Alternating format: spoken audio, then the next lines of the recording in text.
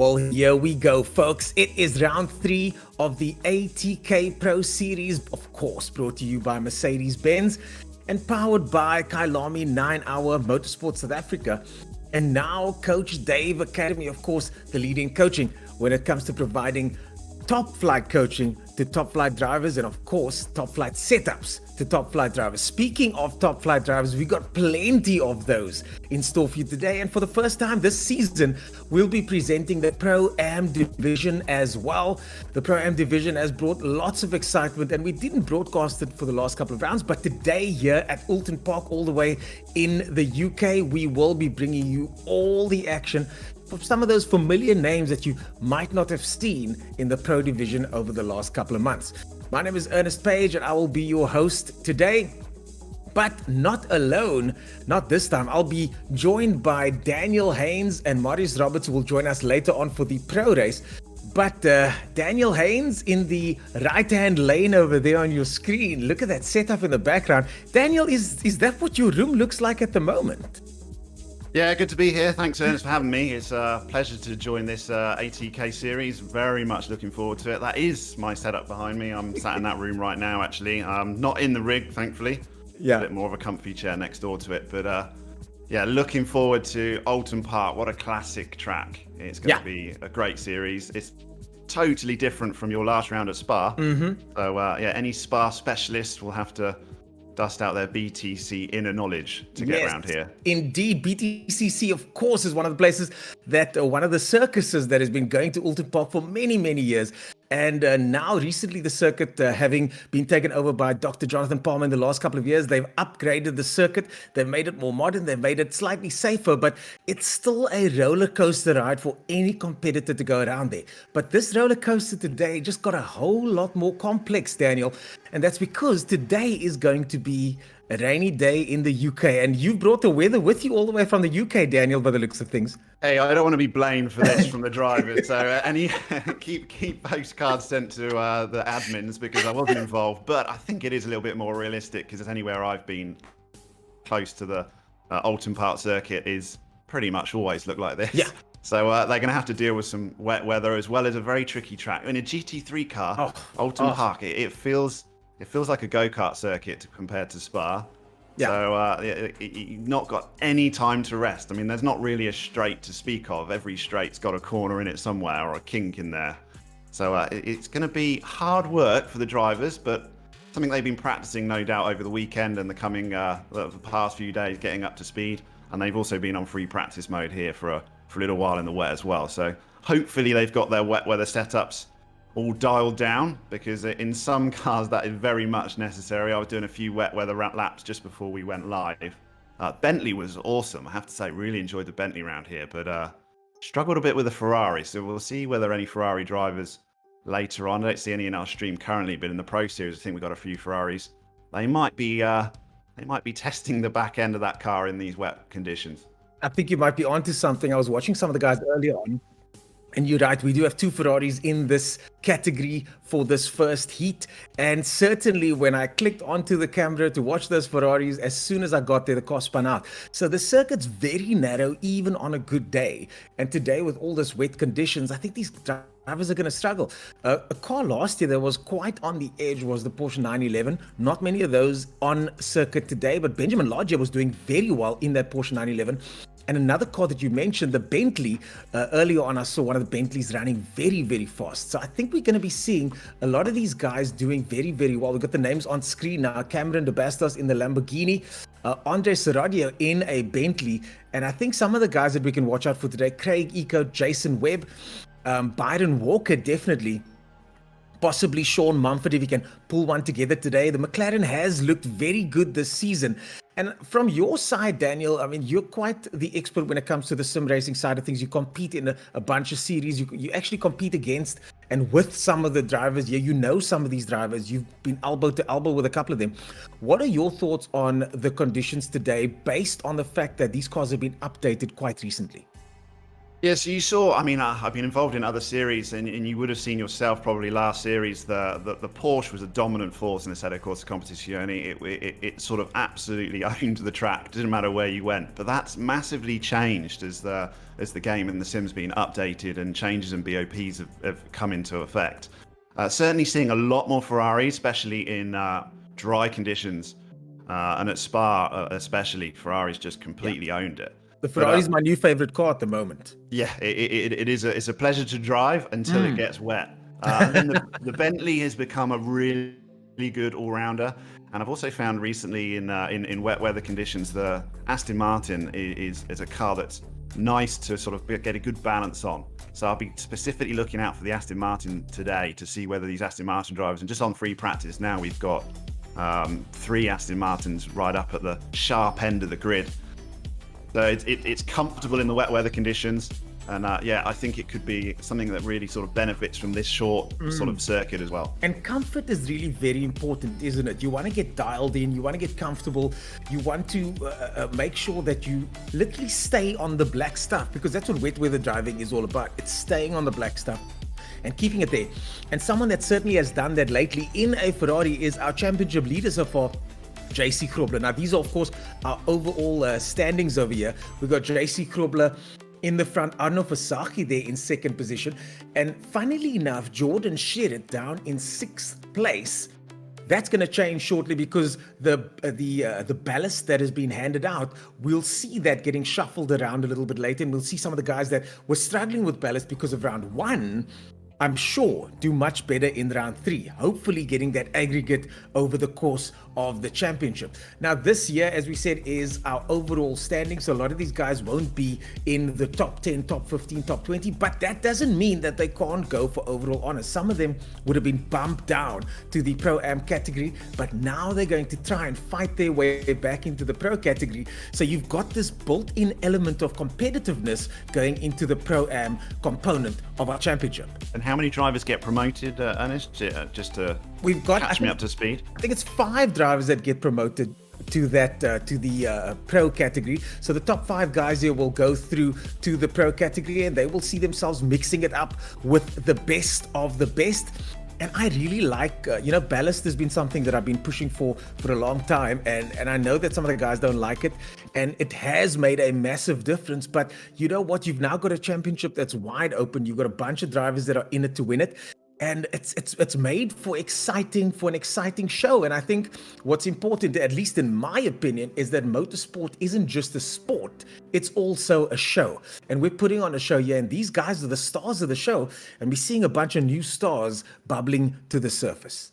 Yeah, there's all to play for here. 5 spots going into the Pro Series for the next round is something that they'll all be aspiring for. I think with the ballast especially, Spa would have been the circuit for the entire season which would have been most heavily affected with those 2 massive long straights. Go up the Camel Straight with 80 kgs. That's gonna really hold you back. But in the wet conditions and in this tight little circuit we have here in Oulton Park, the ballast will not be so much of an issue. So anyone running ballast here, they don't have to just write this round off. There's definitely still an opportunity for them.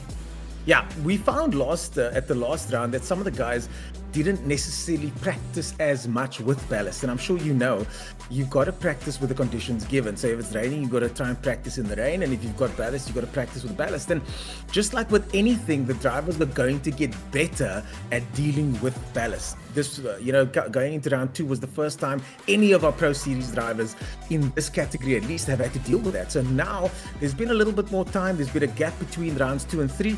And I think we're going to see some of the drivers like Jordan Shedder who are putting in the hours, putting in the time.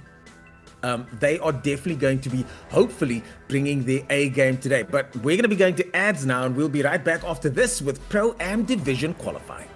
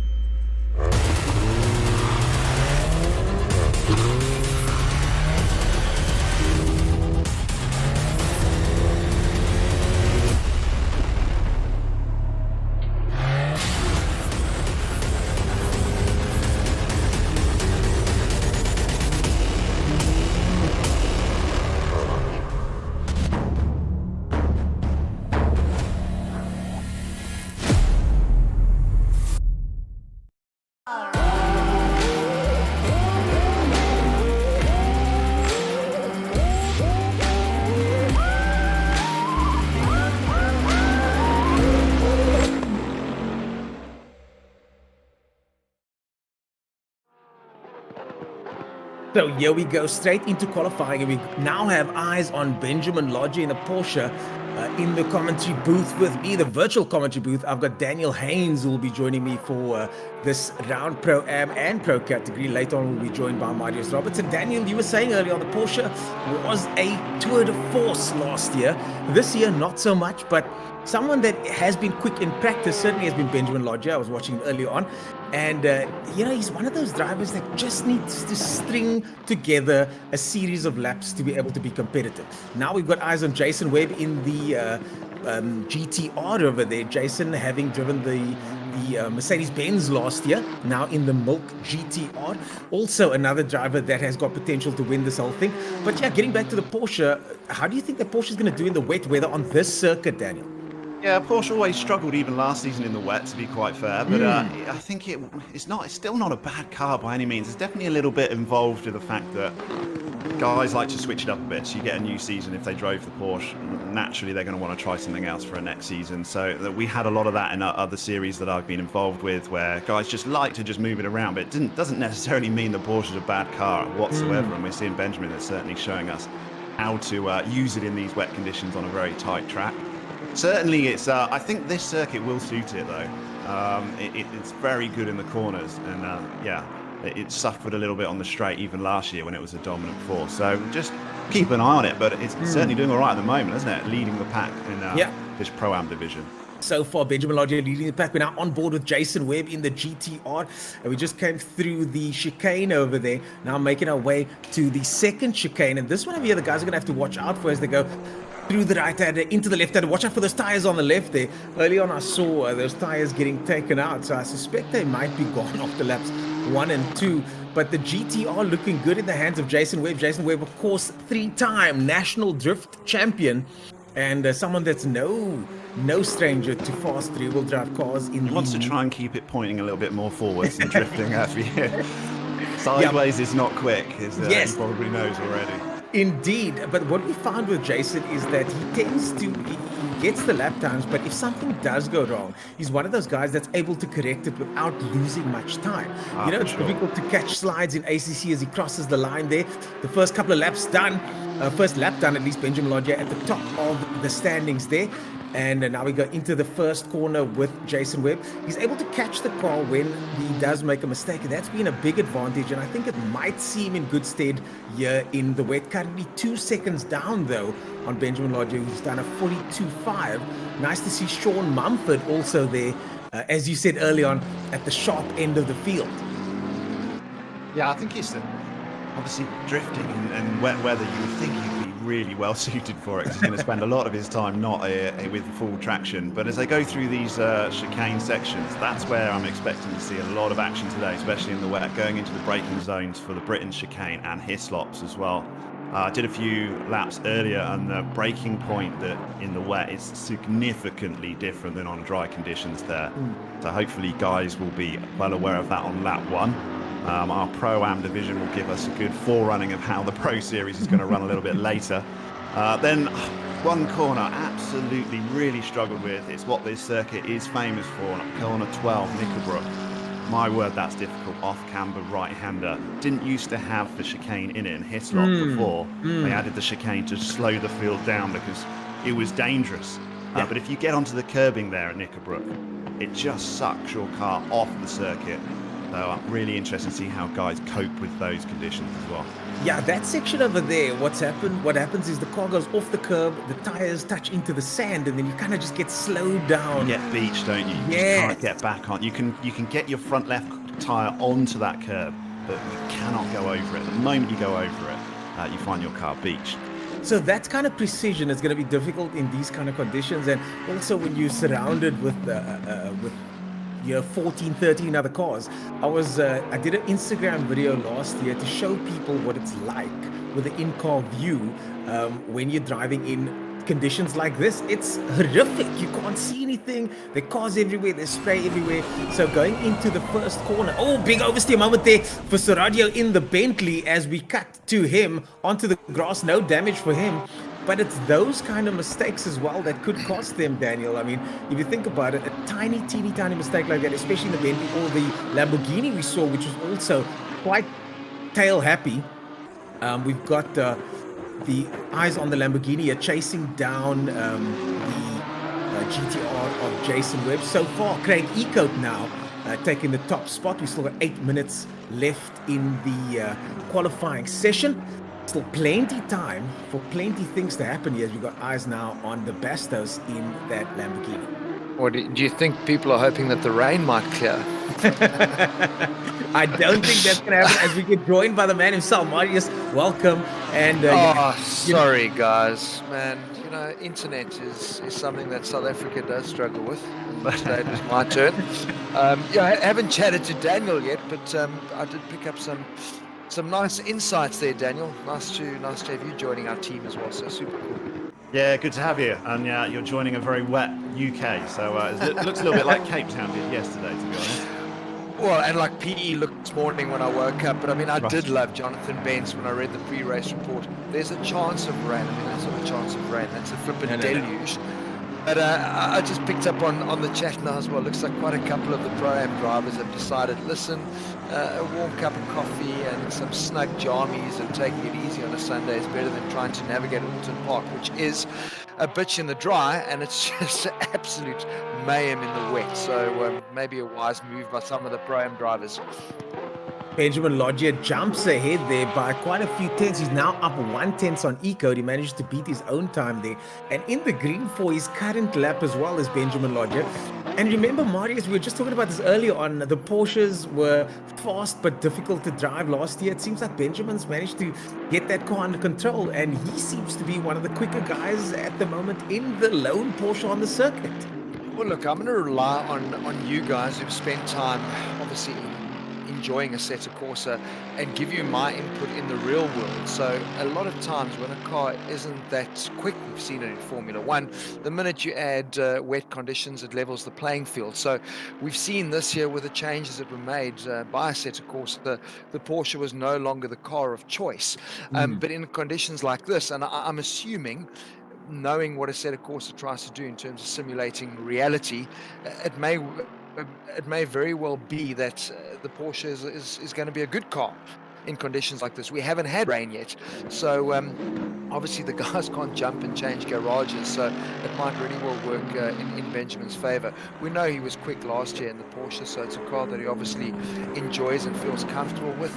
But we could see a good result from the lone Porsche running this whole season. I think when guys get sort of more familiar with wet weather, obviously when wet weather first came in Assetto Corsa competition, it was hated by most drivers because of the massive change it makes into your driving ability. But now we've had a couple of years of most of these drivers would have got used to wet weather driving. They've got setups for them, as we see William just make a mistake there in the chicane. He's not quite used to it yet. No, he could probably. Although this is the time to push and do that in qualifying. It's not going to affect you so much.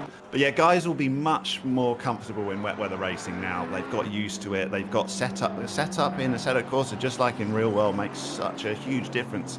The balance of the car, how it handles on track, how it copes with curbs, how it copes with sliding in the wet. And these guys will no doubt have wet weather setups for their cars ready to go. Anyone that's actually put in some long wet weather practice, they're going to have a huge advantage in this round. So I think that might be the case with our current leader of the Porsche. He might be a bit more comfortable with these conditions, already got his car set up how he wants. A little twitch there, we see from Scott managed to hold on to it. Yeah, Scott Heidemann. You know as well what you're saying there, Daniel, is also so true. I mean, it's been a long break since round 2 to round 3. So I think as ATK, the guys know that everyone needed to put in some quality lap times around Outlon Park because it is a tricky circuit. And obviously it was made clear that there might be rain. So there's no excuse. I mean, as pro drivers in the real world or in virtual racing, you've got to put in the seat time. I mean, it's the only way you're going to get to be comfortable with your setup and working around the tricky conditions. So that's what we've always tried to push last year too. This is racing for real. So put in the laps, put in the effort, and it looks like Benjamin certainly has. It's a cracker lap time in really tricky conditions. But listen, Ecote is just off him. I mean, 0.1 is nothing. Yeah, those top two, they're checking out, aren't they? I mean, the gap down, they've got like almost a second clear from the rest of the field. So really good performance there from our top two drivers. And just see whether the others can just catch up a little bit. Yeah, Ecode at the moment, guys, just FYI, is half a second up on his sector time. So if he gets and keeps it together here, he could be back into first place. So these guys are really fighting it out with just 3.5 minutes to go. You know, I'm loving looking at this because next weekend we're heading to East London. It's the next round of the SA Endurance Series. And you look at a layout like this and it just reminds you of those beautiful old school tracks where they're narrow, there's not much runoff. There is no exceeding track limits here because it doesn't exist. It's not a stupid computer generated track, but actually a real track. You know, if you exceed track limits, you compromise because you're on the grass. And that's obviously something you don't want to do in wet conditions like this. So I love tracks like this because it is a real test of commitment from a driver as well as setup on the car. It's crucial. You're bang on there though, because I mean exceeding track limits here has consequences, doesn't it? And all these new circuits in F1 at the moment, going off track doesn't generally have a consequence. You're on runoff. But it's a classic BTC circuit, much like Snetterton, Brands Hatch, Donington. The UK's famous for it. For touring cars, I grew up as a kid just watching touring cars, like bumper to bumper racing around these circuits. It's brilliant. It's so hard to get a clear pass here. You've got to be significantly quicker, so overtaking opportunities is going to be difficult. That's why qualifying is so vital, because if you're held up at the start of the race, you could be adrift halfway through that race. You're a long, long way back. Well, Sorry, Dennis. Just clear air, as you were saying, Daniel. Clear air is going to be so important as we go on board with the Bastos now, because Ecode went fastest. Ecode went fastest. Ecode is first, so he's got first position, and he's got that clear air with 2 minutes to go. Look how close it is, though, less than a tenth. With the start of this race, I mean, it's going to be manic with all that spray all over the place. You never want to be behind the leaders at the start of the race in ACC in the wet. My word, it's difficult. So yeah, that pole position is going to be crucial here. It's also quite interesting though what you brought up. I mean, it is a difficult track for passing, but I think conditions like this actually might make it a little bit easier because having that perfect optimal line in the dry is a lot easier to manage. But yeah, getting on the power a little bit early, getting a twitch from the car gives everyone an opportunity. But like we just brought up now, no one has raced in conditions like this. I don't think we had rain like this last year, and it's this heavy. Yeah. So being in that mist, not being able to see a track with all these undulations and off-camber corners, really easy to mess up your brake points, get your turn in a little bit late, and you're going to be punished big time in conditions like this. Yeah, just looking at the sector time, sorry, I just found that really interesting as the sector times come up on the screen. The differences there between the Porsche and the AMG. The Porsche setting the fastest first two sectors in the twisty stuff, and the Mercedes being dominant in that final sector, which has a back straight in it. So different ways of getting track time between those two manufacturers. Isn't that what we love about racing though? At the end of the day, how you get around the track is what matters at the end, but that's what makes it so cool, because I know you look at a race now, that is where it's going to be all the action is. You quick in this section, I'm quick in that section, but at the end of the day, we sit here less than a tenth. So we love motor racing for that. Benjamin Lodge is currently slightly up. He is currently in second position as we wind our way down. He's got to do something. He's got to make it stick. Now, Benjamin has been known to make mistakes under high pressure situations, and this is exactly one of those situations. He's currently just under about 1/10 of a second ahead. He's lost it. He's lost that advantage going into the final section. He's lost that advantage. Benjamin Lodge was potentially in it for first place, but I think it's over for him now. He might be able to pull something out the bag, and yes, he does. He's up again. He's up 2/10 now. Up 2/10 going into what looks like the final corner, I think it is. Benjamin Lodge, superb driving so far. Now down the hill, 3/10 of a second. Oh, Benjamin Lodge, this is going to be very close. Who's going to take first position for the Pro-Am race? It's Benjamin Lodge takes it. Ecode in second, De Bastos in third. And we'll be right back after this with the race.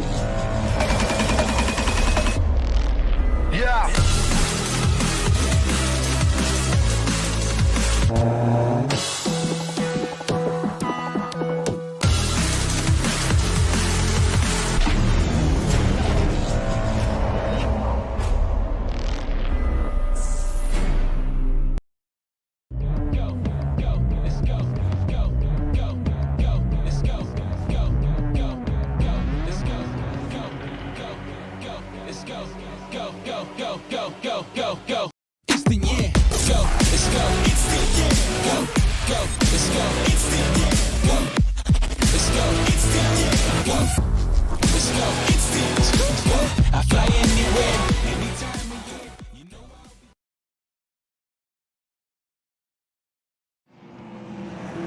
And of course, today's proceedings brought to you by Mercedes-Benz. And we've got a Mercedes-Benz on the front row of the grid. That is Craig Ecout there in the number 19 car. Benjamin Lodge, of course, leads us off. And glad to see Benjamin finally, as Daniel was saying earlier, and I love the way you put it earlier, Daniel, the sharp end of the field is Benjamin Lodge in the Porsche, in a car that has been historically fast, but also difficult to drive, and in these conditions I can only imagine it's a bit of a handful. Marius, you were saying earlier on he's got to keep it on the circuit though, and with 50 minutes of racing to go, that is no mean feat.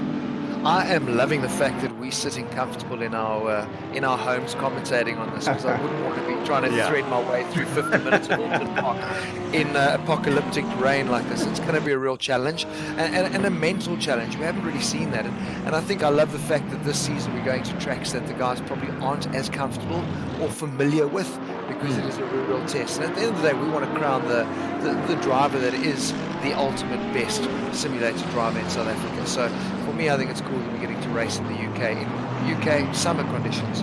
Oh yeah, this is barbecue weather in the UK. Bry weather for the locals here. So I mean, I think it's got worse from qualifying, hasn't it? I mean, it really is hammering down now. So they're going to be very, very twitchy being at the front. I think Lodge is going to be very happy he got pole, snatched it from our favourite Mercedes.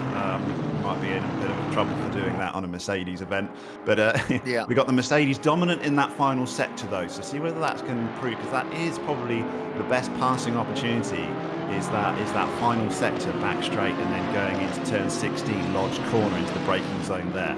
So if the Mercedes can use that back end speed in sector 3, it could be interesting. Well, as we make our way through Druids now, as the corner you're talking about there, Lodge corner, we head our way through the guys now getting into formation, and it is going to be one cracker of a start here. I don't know what's going to happen though, guys, to be honest, because these conditions in the Pro-Am category could prove interesting, let's put it that way.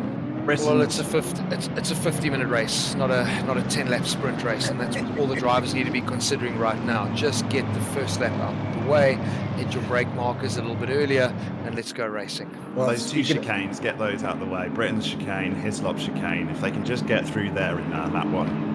Well, here we go, folks. Benjamin Lodge leads us off. Benjamin Lodge side by side with Craig Ecout there. Behind them, we've got De Bastos and Walker. They are side by side into the first right-hander. Oh, they touch! Is it? Oh, in front goes the Mercedes-Benz gets it. The Mercedes-Benz gets it. There's some action in the background there. We'll cut to that later on. But Benjamin Lodge, on the grass goes the Lamborghini. Across the track goes the Lamborghini. The Bastos is out on the side of the circuit. Walker threads his way through. But Benjamin Lodge gets taken out, or at least gets overtaken in classic form by Ecout, who leads us off into the hairpin. What a start from textbook, Ecout. Just what he wanted. He didn't wait for that final sector like I predicted. He just went for it in turn 1 and made it puff around the outside. Got a slight touch from the back, and it stepped out, but he held that car perfectly. Wow. In those conditions, unbelievable. I just think brilliance from both drivers there, because Benjamin was aware that Ecout was on his outside and gave him the space.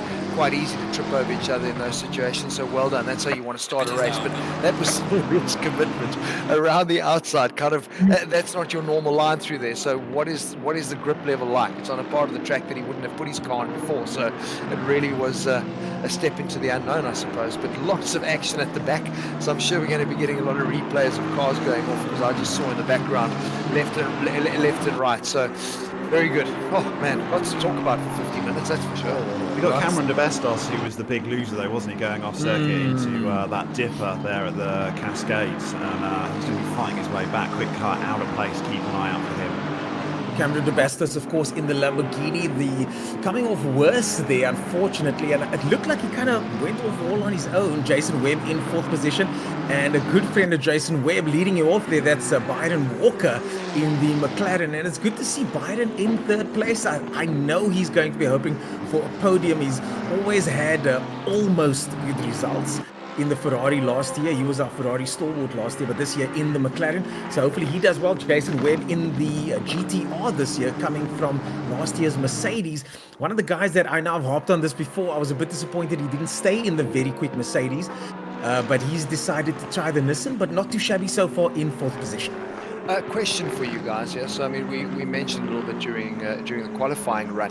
Obviously, there've been some big changes to car performance with the Assetto Corsa this year. Porsche being dominant last year, now no one really seems to be wanting to drive it. Would those changes be as effective now in the wet conditions? I think the fundamentals of the cars have remained the same, and unfortunately for the Porsche, it always actually struggled in the wet anyway. Here we got a replay of the start, so we'll cut back to that. Yeah, the replay of the start here. Lots of action over there. It's Byron Walker getting tangled up with that Bentley in the back there. And just look at what's happening in front of you. They've just gone out of view. Oh, in the back, the Bentley gets... Oh, Bentley goes sideways across the track then. That's one of the issues we saw further back. Luckily, nobody else getting involved. So not too much carnage happening on that first lap. Yeah, so jumping back to the performance of the cars in the 2020 spec, it's just there's a slight meta change in the game, really. There's not fundamental differences when you jump in them, but when really cutting at the top guys, when they're looking for tenths. We're not looking at seconds, we're looking at tenths in their performance and over a long run. They'll just go with whatever car they are fastest with. And last season, that very much was the Porsche. This time, not quite so much. And we've seen a rise in popularity from the Ferrari and the Bentley, especially. But the Mercedes has always been a good all-round vehicle. Yeah, it's been consistent. We saw that last year. But I mean, we had a couple of guys who were actually outperforming the car last year, and obviously.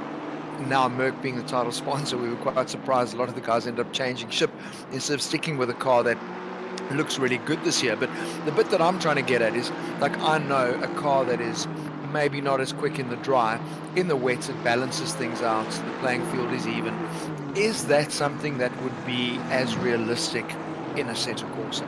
I think it would be in the basis of in the wet weather driving. It's certainly driver talent comes through a lot more.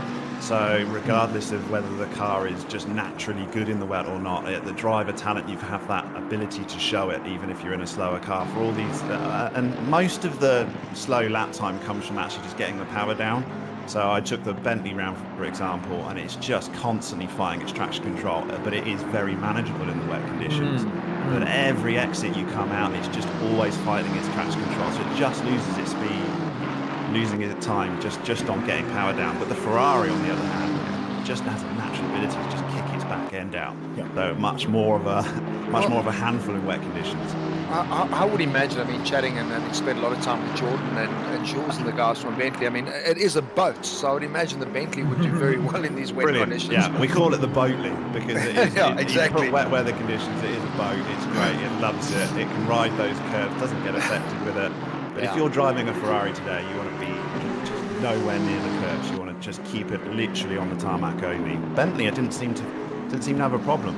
And that was a good characteristic of that car on this circuit anyway, especially through those two chicanes. The sausage curve on the entrance to each of the chicanes is pretty lethal in any other vehicle with a Bentley, I found. Yeah. But that's why it's so important that we have these mixed conditions, because I mean that is what's going to happen in a real racing season as well. And besides success ballast and those sort of things we've introduced this season, you want to see conditions like this because it really does balance out the field in terms of performance. Some cars are going to obviously work a lot better in these conditions, and you get to showcase driver talent. Because like you said, it really is a test of driver more than anything else in these conditions.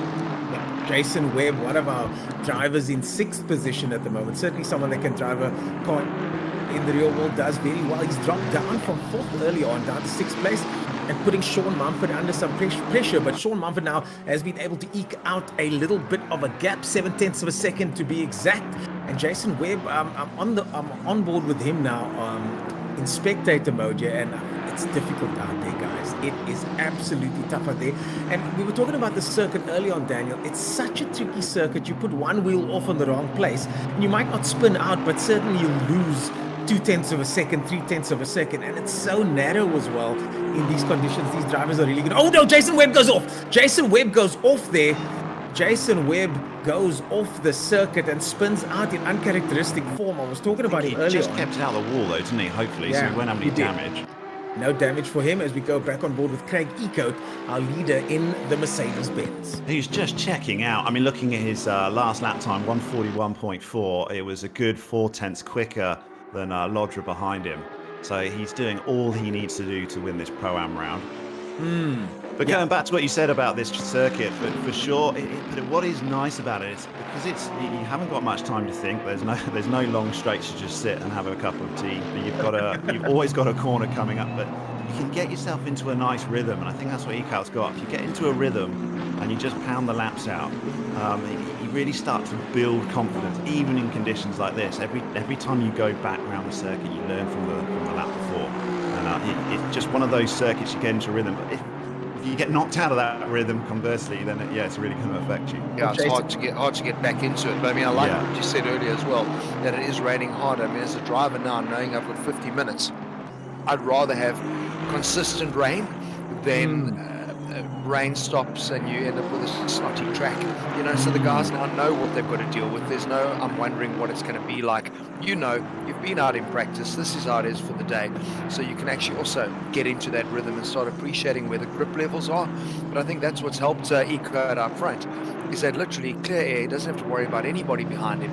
Now you really can concentrate on putting your car in the right part of the track, because that for me is what I love about the circuit, is that in itself is challenging, because it really is a test where you make one little mistake. Ernest, you mentioned it earlier, put a wheel wrong, you are going to be punished big time here, because it is narrow, it is off camber, there's lots of undulations. I love it when tracks are built according to the lie of the land, because they become iconic circuits that everyone wants to drive, as opposed to the Paul Ricards of the world. As the Aston Martin goes through large corner across the soft finish line, and one of the cars that we've been tipped to be good in the wet, Otto, a new name on our grid there in 8th position, keeping 7th position, quite honest there, and looking good in that Aston Martin. I've got to say, a stunning car. We've got another car that's also relatively new to the Pro Series, and a driver also, that's Gerber there, Danny Gerber, in the Honda, looking good. But if you look further down the field, you can see 2 drivers have already pitted so far. That's Jason Webb just off the spin, and Cedar Bastos. The pit window is now open, so drivers can do their mandatory pit stops. And we saw last time that the mandatory pit stops didn't shuffle the deck too much, but it's interesting to see some drivers stopping so early on. Well, they won't be changing tyres today, will they? So I mean, that kind of takes that strategy out of the equation. But Henny Otto, why do I know that name, Ernest? Oh, Otto, I'm not too sure. No, I know he's got some pedigree. I must do a little bit of multitasking here. I know Henny Otto. I know the name well. Or am I thinking of Henny Otto, the golfer, maybe? I'll find it, but the name seems very familiar, but he's looking really good. And the Aston Martin, for me, we spoke a lot about it last year, haven't seen too much this year, but it seemed like a really well-balanced car. No, it really is, yeah. If you're just starting off in ACC, then you couldn't do far wrong from just picking the Aston Martin as one to get going with. It is very nicely balanced, seems to perform well in all conditions, doesn't seem to excel in most of them, anything, or one particular one. But it's a great car to set off. Just going on, looking at our live chat, a car that was awesome in the wet weather was the Lexus last season, which I think they nerfed a bit, but I remember commentating on a Suzuka race. The Lexus just absolutely dominated in those wet conditions. So I'm not sure whether we've got any Lexus drivers in the Pro Series, but we haven't got any in the Pro-Am division here. Well, Wezza is our Lexus, the bastion of Lexus, and he said that the car's not as good as it was last year, but he spent so much time developing that car, so much time learning the car, that he's decided to go with that car anyways. So we should see at least 1 or 2 Lexus on the grid going through into the Pro race later on. But Sean Mumford now, and that looks like Heidemann there in front of him. Sean Mumford keeping him honest there in that McLaren. Mumford, of course, last year, I think he was in... Sean Mumford was also McLaren, if I'm not mistaken. So Sean Mumford now doing well to be in the top 5. Another driver that I'm very glad to see in the top 5, Byron Walker in the other McLaren. And these guys working closely together to keep the rest of the field honest, as Heidemann now gets a lot of pressure. Oh, Mumford gets it sideways and loses out a little bit there. These conditions, anything can happen at any time in these conditions, isn't it? Yeah, we saw Mumford just putting out the spray as well, just on that backstroke before he got to the mid-flop chicane, just trying to keep his visibility massively affected, and yet he's still being able to follow so closely to Heidemann. So just trying to pressurise him into a mistake, especially through Nickelbrook. We're looking at that turn 12, very difficult off-camber corner we were talking about earlier. If you can just make sure you're there or thereabouts at Hislop chicane, that's the place where any mistake's going to really pay. You definitely lose a position there.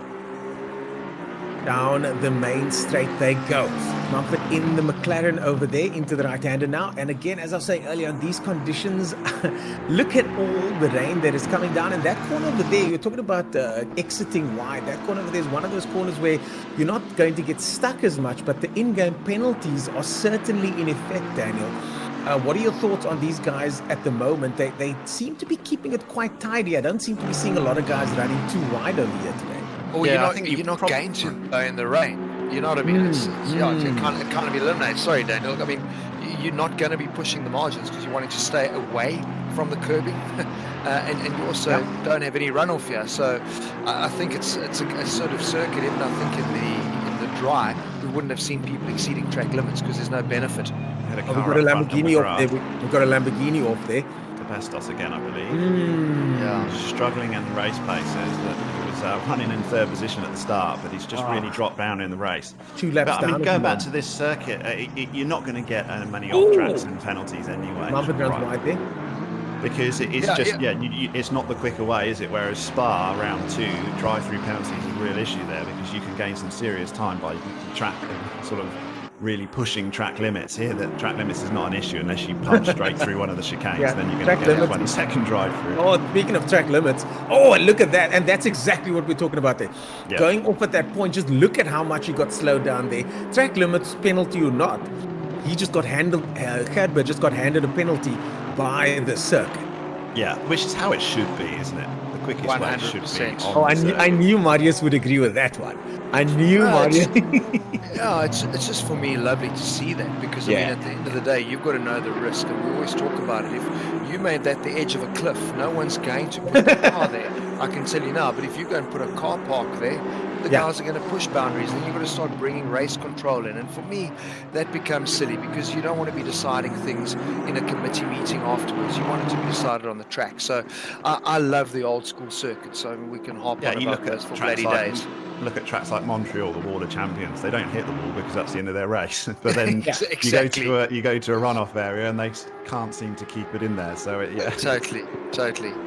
But you know what I'm enjoying about watching the guys racing in the rain now as well? I mean, with the technology now in cars, and obviously everyone's running with Tiptronics, and you're not having to do gear shifting. You're not going to be put under that same sort of pressure where you miss a gear change. The cars are so drivable in terms of that. But in conditions like this, you can put a guy under real pressure where he will make that mistake. Yeah, you're not going to miss a gear because it's all there, but so easy to feel the pressure and to brake a little bit late, and that's going to punish you in wet conditions. So I love it. We just saw that now, went with under real pressure there from Gerber. He made a tiny mistake and Gerber tried to capitalize, just unable to do so.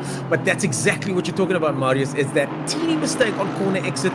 You were mentioning this early on as well, Daniel. Coming out the corner in one of the cars, you get a little bit too much wheel spin, and then you're going to pay the price. Yeah, although you rely on the traction control to keep you pointing forward, but actually it's what loses you time as well. So the drivers that can actually manage to sort of do it with foot control rather than relying on electronics will get a huge benefit in that time. Yeah. The radio. Good little run down to turn 1. Wow, man. And what a battle between these two. Oh, we got Heidemann and Mumford now battling it out big time there at the front end of the field. That's for 4th and 5th position. Mumford not holding back at all there. Mumford now currently in 5th position, Heidemann in 4th place. They've now separated ever so slightly, but that is certainly what we've come to see today. That's what we wanted to see today as they make their way to the hairpin now. And this hairpin here, reminiscent of Cape Town corner here in Cape Town, very similar, very banked, and it's a bit of a double apex. You've got to go wide, grab the first apex, and then get the second apex again. And it looks like Mumford has that corner figured out as they make their way onto the long straight section before the first chicane here. And Mumford all on the back of Heidemann, just waiting for that mistake to happen. Still 33 minutes of racing left, so anything can happen. I'm just really impressed by how well the guys are actually doing in these conditions. I mean, Ernest, if you flash back to Pro-Am races last year, the type of carnage that we were dealing with, and not just about drivers making mistakes, but also just not understanding where to position their cars when they are in the battle. Yes. And what we've seen here from Heidemann and Mumford now going through turn one side by side, like we saw that move that Eco did on the start, just really proper respect for where I need to put my car, and that is what gives us great racing. And I think the improvement that we've seen, this is a Pro-Am race, these guys are really driving well. And these two are split by next to nothing. Their best laps of the race only 2/10 off each other, so very well suited. That's why they're in such close proximity and struggling to pass. But there's a brilliant little battle between these two. They come through the start-finish line again and start a new lap. Yeah, it looks like Mumford definitely seems to be a little bit quicker on that back section again. I mean, I haven't seen the time splits.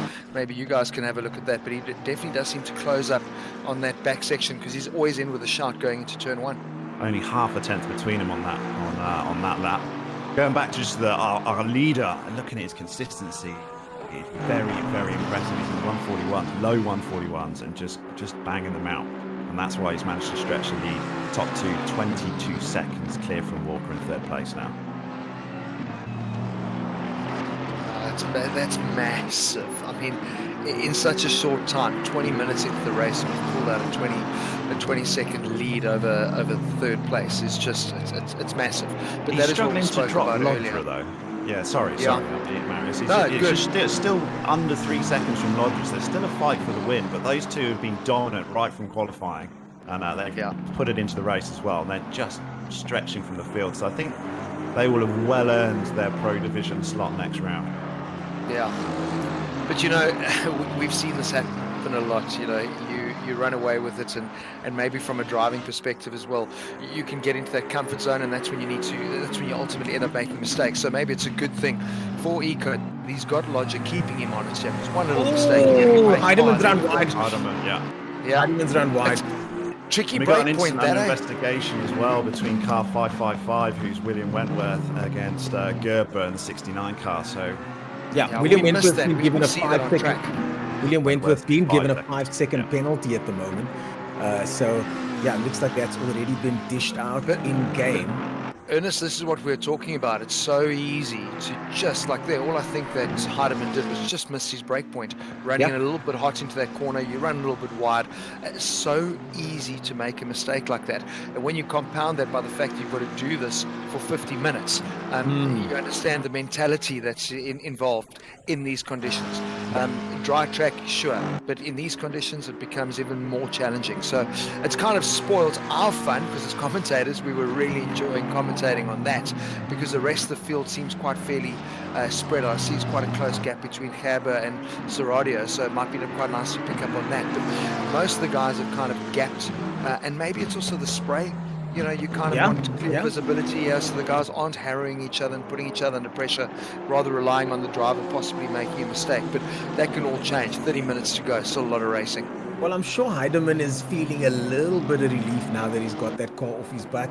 I mean, it's one of those situations, who wants 30 minutes of that kind of pressure in these conditions? So, you know, he made a mistake, but now at least he can reset, get his head back in the game and hopefully claw some time back. He's going to be grumpy.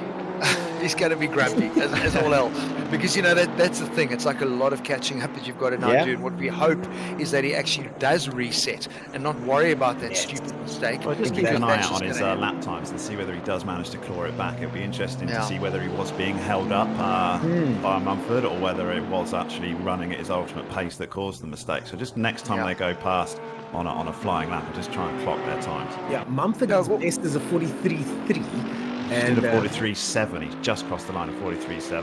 Yeah, and Gerber's best, I think, Heidemann's best at least is a 43.5. So they're very similar in times. And Heidemann doesn't seem to be going much faster at the moment, but it's still early days yet. 28 minutes of racing is a lot of time. A lot can happen in 28 minutes, and these guys are still have everything to play for. We're now on board with Eco in first position, 2.5 seconds ahead of the charging Porsche in the background there.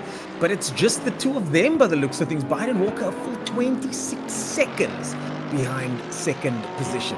No, that's radical because, I mean, when we were chatting probably 2 minutes ago, it was 23. So you just realize Ecode and Lodger, great to go on board with Ecode. I think this is what we want to see because clearly he's got this AMG mode dialed in and just really good to watch his little steering inputs. I mean, you're trying to basically tiptoe around the track here, make your inputs as slight as possible. So nice to go on board to see how he's managing the Outlon Park track. Look at that, hardly fighting the car. He really he's got it dialed in beautifully. Yeah, Lodger just wants to make sure that he's there or thereabouts for this pit window, because this could be a real critical point of the race when they come in for pit changes, because in wet weather it's easy to lose a couple of seconds on pit entry or pit exit, and Lodger's got it in within that 2-second window now, so massive, all to play for. That could be a critical point, because I think it'll be easier to make a pass in pit strategy than it will be on circuit. Well, Benjamin, but you know what doesn't help the situation is the guy in third is 26 seconds back, so they're going to get in and out without falling into back markers. You know what I mean? It would have really been interesting if we had guys 3 or 4 seconds behind and spread out, so you find yourself threading back into traffic. But at this stage, with the times that they're running now, we got Serrano off track. Yeah, off track. I would stay out as long as possible, just to make sure that the gap that I've opened up is easily going to see me slotting back into second or third position. You know, I think that's kind of what they're wanting to do at the moment. You're in a rhythm. I would go as long and as deep as possible before I think about pitting. Yeah, Benjamin Lodger now within striking distance of that Mercedes-Benz, and his pace is seemingly picking up. He's got a 10th or so in the bag at the moment, and hopefully he's going to be able to get much closer to Ecode in first position as we make our way into, well, we're in the pit window at the moment. The question is, when are these guys going to pit? It looks like it looks like in 1.6 seconds. Oh, Ecode's gone off. Is that Ecode that's gone off there? I've seen a car go off there. That's Ecode. Yeah. That is Ecode that's gone off there, and Lodger snatches the lead. He'll be punching the air in the car at the moment. All he needs to do now is keep his composure. Keep his composure and don't lose it, Lodger. I think he may have been checking he's coming into the pits, is he? I'm just looking in the background. Yeah, he is. Early, Lodger's punching the air. Ecode's punching the steering wheel. Yeah, but listen, I wouldn't pit lane, that's for sure. I wouldn't want to be punching anything. I just want to have both hands on the wheel is what I'd want to be doing. But it's I'm trying to figure out why Ecode, I think he's gone and said, listen, I've made a mistake. Let me go and make my pit stop now. But I don't know if that really is the right strategy. I don't know what you guys think. I would have wanted to have a marker and get back into my rhythm and try and chase him down, because tyre strategy isn't that crucial now. I suspect that he spent a little bit too much time looking at the relative live delta in his cam, and he just ran completely wide into the Druids corner, which is a bit of a sort of blind crest corner anyway. You just see that relative. We saw it as Lodger was just catching and just clawing back sort of 2-3 tenths a lap, and as a driver in front, you're well aware of that. I've got that replay here. You know that section we were talking about earlier on where the drivers touched the outside of the curb? Yeah. And it looked like Ecode touched a little bit of that, might have slowed down a little bit, and then made a mistake he made a mistake on the following corner, just running a little bit wide, running a little bit onto the dirt there and losing all that time. It's one of those situations where I think he made one mistake and then that compounded, made another big mistake and lost the position. It was interesting to see everyone. Interesting to see everyone racing for the pits there. That Heidemann had closed right up on the back of Mumford. You saw both of them pulling into the pits at the same time. So, again, bizarre for me, because is there not an opportunity there for an undercut? You know, it might be just the way they fueled it. If they've literally done like that amount of fuel in the car, they've got no choice but to pit. But Lodger is definitely going as long as he possibly can. Yeah, but it's just like when you're on the back of the guy and you both choose to run to pits, it probably would be fueled, because it would make no sense to me. I would want to have one clear lap of track, try and really nail it, and then come into the pits and try and do the overcuts. But yeah, both of them packed in. But good to see that Heidemann had caught right at the back of Byron Walker. Onto Mumford. So that's going to be another interesting little battle for us to watch.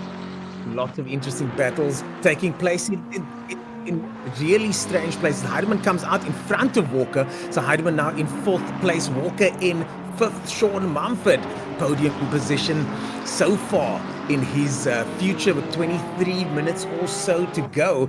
Benjamin Lodger leads us off, but he still has to do a pit stop, and so does Ian McKenzie in 6th position. So most of the drivers have done their mandatory pit stops, with our leader still out there. But I think Benjamin Lodger's got some time in hand. We're on board now with Ian McKenzie in the Milk E-Juice McLaren in 6th place. but unfortunately he's still got to do a pit stop, and that's definitely going to put him down the grid quite a bit later on. Just chatting to the drivers, it seems like, with the pit stops, it's quite easy to miss your mark, and that seems to be where the time is made or lost, because I'm having a look at Hardeman. I mean, there he jumped Byron Walker, but he's already opened like a 3-second gap. So I don't know what potentially can go wrong in the pit stops. I know you guys if you miss spend your time pit in box, this. if you miss your pit box, you physically have to reverse back into it. You don't. Your pit crew doesn't run down the pit lane for you and service you in next door's pit lane. So it's very easy. If you slam on the brakes, lock up, you can slide past your pit box, and you can lose a few seconds getting yourself back into reverse to get back into your pit box as well. Benjamin Lodger. Benjamin Lodger goes into the pit lane just as we're talking about it. And one of the things as well, Daniel, I'm sure you know about this, is that the pit lane actually has sort of a brake marker. You kind of got to come into the pit lane, and just like any other corner, you got to make sure you hit the brakes as late as possible without getting a penalty. And Benjamin Lodger seems to be coming in quite hot there. We now got eyes on Craig Ecoat, who's ready for the undercut, but can he do it though? I think there might be too much in it. Benjamin Lodge is still in the pits as Craig Ecoat makes his way up the hill over there. Yeah, Ecott's been really putting the hammer down as well. I think he realises how vital this section of the race is, that it's qualifying laps required, because he doesn't want to have the overcut working on him either. Yeah. Benjamin Lodge is still sitting in the pit lanes. I've got eyes on him now on my little camera over here. He's patiently waiting for his teammates to sort out this car. Benjamin Lodge's car still parked. Car goes down off the jacks. He's right at the end of the pit lane though, so he's got a good pit box. He's got a good pit box. Benjamin Lodge is out.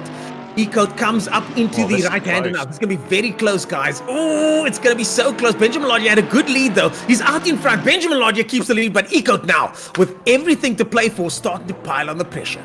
I mean, you think how far back Ecott dropped when he made that mistake and went off track, that he did do a stunning job to make it that close during the pit window. Ecott will have his tyres pressures exactly where he wants them, though, and comfortable with it. So Lodger's going to be a little bit less comfortable. Tyre pressures in ACC, absolutely vital for track time. If it takes a little bit of time to get those into the window, even if you didn't change tyres during your pit stop, you come out and the pressures have changed a little bit. And it takes another lap to get it back to where you want them to be. It's a great point, that, and also the rhythm. You've had a break in your rhythm, you've got a reboot, get yourself settled in again, which Ecoat obviously has had, and now he's got a target, somebody can chase down. So he obviously put in some cracker laps during after the pit session, because it really has. I mean, it becomes an interesting strategy session for us. Yeah, now we got on board with Ecoat. Now he's just gone through the second chicane, now through Clay Hill, going towards Druids Corner is he.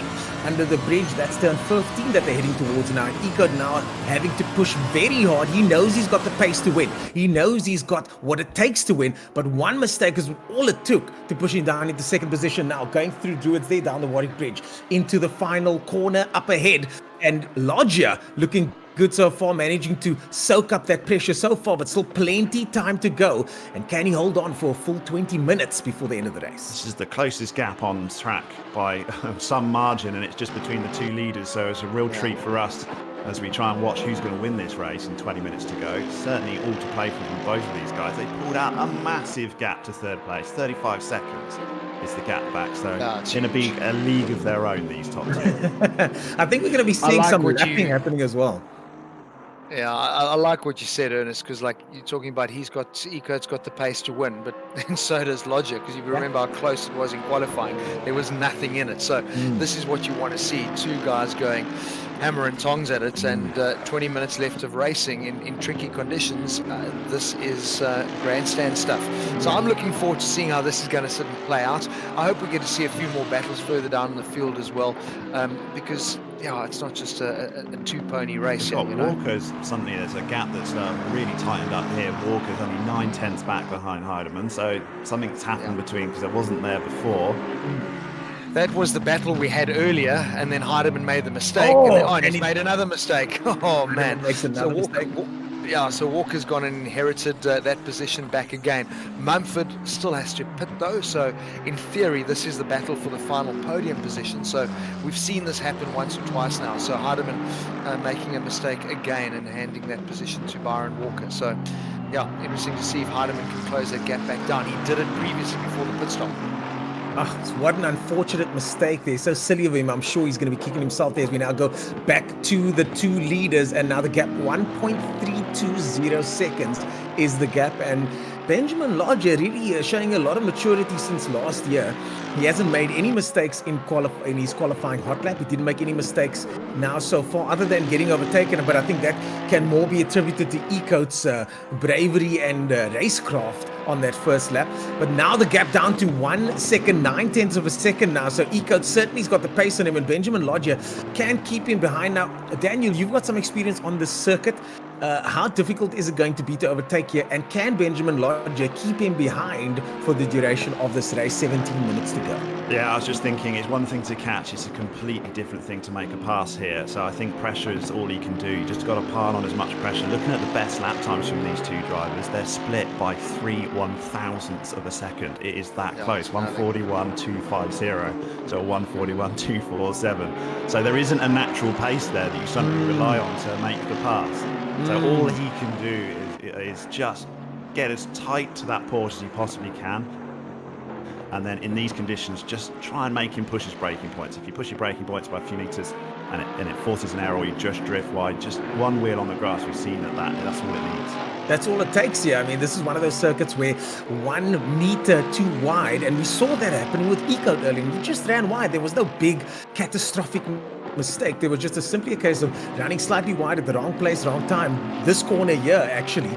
And then, you got overtaken by Lodge, and now we're going up the hill over here. Lodge is still ahead by just about a second, but Lodge should know that 1 second should be enough. He's still got to get overtaken. All he's got to do is stay calm, but the pressure will start piling up as the seconds tick on. And Ecoat will have everything to play for to try and get his first win in the process. Yeah, it's like it's a role reversal from the first half of the race, isn't it? We've got the guy that was pushing on the pressure and sort of enjoying doing so, and now it's the opposite. He's got to soak up the pressure and see whether he's man enough to do it in that situation. So I've always been the guy that actually liked to hunt someone down. Same, and, and you're in first and someone's catching you. That is so difficult. It's nerve-wracking. It's so nerve-wracking to deal with. And I think some drivers, especially the best, especially the champions, are able to soak up that pressure, no problem.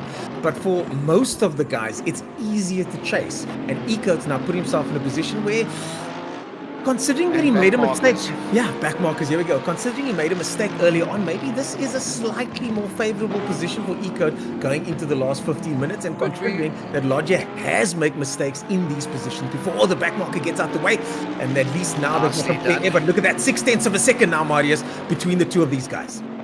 But this is what you guys were talking about. It's exactly the point. It's very easy to chase someone down, and we've seen that a few times now. The person in the back, they're getting to that sweet window where they are confident that they can hit the brakes because they're relying on you to hit the brake marker first. So you get to that point where you're close, but then the pass is the bit that's going to be challenging. And like Daniel was saying, this sort of track in these conditions, don't bother about making the pass. Just keep the consistent pressure on and rely on the fact that the person will make a mistake, because there's no ways you can race for 15 minutes and not make a mistake in these conditions. They're close no now, ways. though, aren't they? He's got the advantage of knowing that he has made a pass already, hasn't he? Let's not forget what happened in turn one.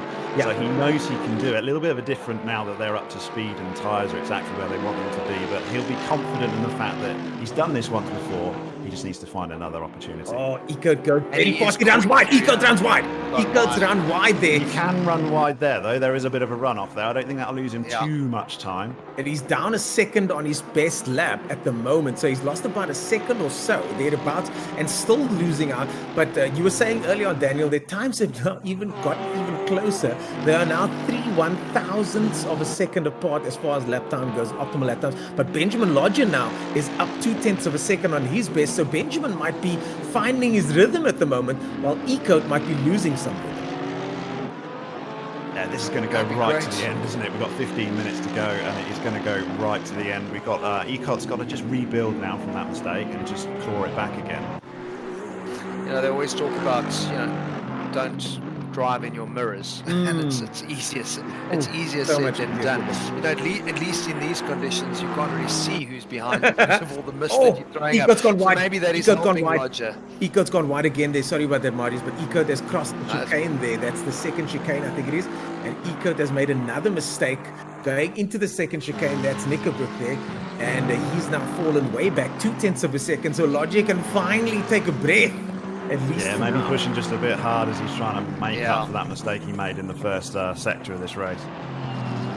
That's the mentality we talk about in racing, though. Like what you just said now about Benjamin Logic, and now take a deep breath and back off a little bit. Well, no, you also can't, because that's when you end up making mistakes. It's that fine balance of knowing when to push and when not to, and so easy to get sucked into that. You make a mistake and you cross yourself, you try and push harder, and we've seen that that's cost Eco big time now as he's dropped way off the back.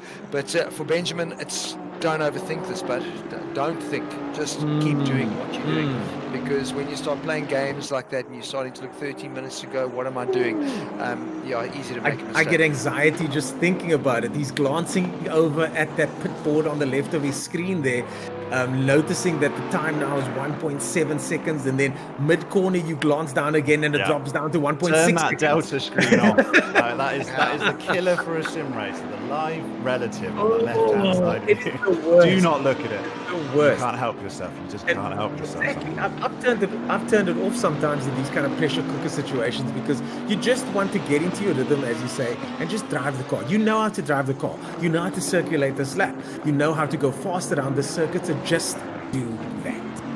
Oh, Saradia goes in. Yeah. Saradia definitely gets our lawnmower award today. Yeah. In position.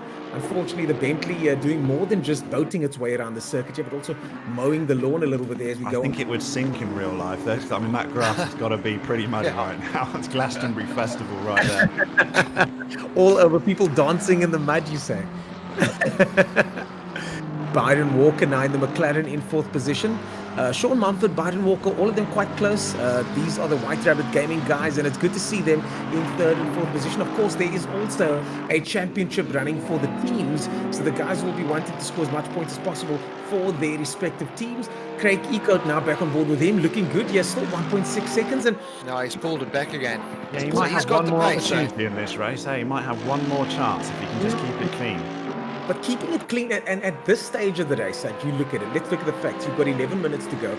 You know that you can push hard, but when you do push hard and you gain that half a second, it's so risky that you end up sometimes losing a second. And, you know, he's got a big enough gap to 3rd place. He might. But he knows that. What's worse is going to happen for him. He's going to finish second. Exactly, second. So go for it. That's a very good. That's a very good point, Ernest, and Daniel jumped on it as well. You've got nothing to lose. You might as well go for it. You've got such a massive gap. So I think Eco sits in the best position. Benjamin Lodge has got all the pressure here because he's holding on to the lead. He can't make a mistake. Whereas Eco makes a mistake, he doesn't when he finishes second where he is now. So, I think top trumps for Eco at the moment. He's in the position he wants to be in. They've got what they want in this Pro-Am series anyway. We're looking at the top 5 in such a vital position. 5th is basically as good as 1st here as they get promotion to the Pro Series for round 4. Indeed. Yeah, so Eco now starting to pick up the pace. He's 0.2 of a second up this lap, and he's also only 1.2 seconds now down on Benjamin Lodges. So this is really turning into one of those seesaw type of events where there's everything to play for. We're looking at the replay now as he runs wide, and that's what we saw earlier. Not too much time lost, but certainly it took him out of the picture, at least up until now, where he's now once again sights on that Porsche, just 1.2 seconds up today.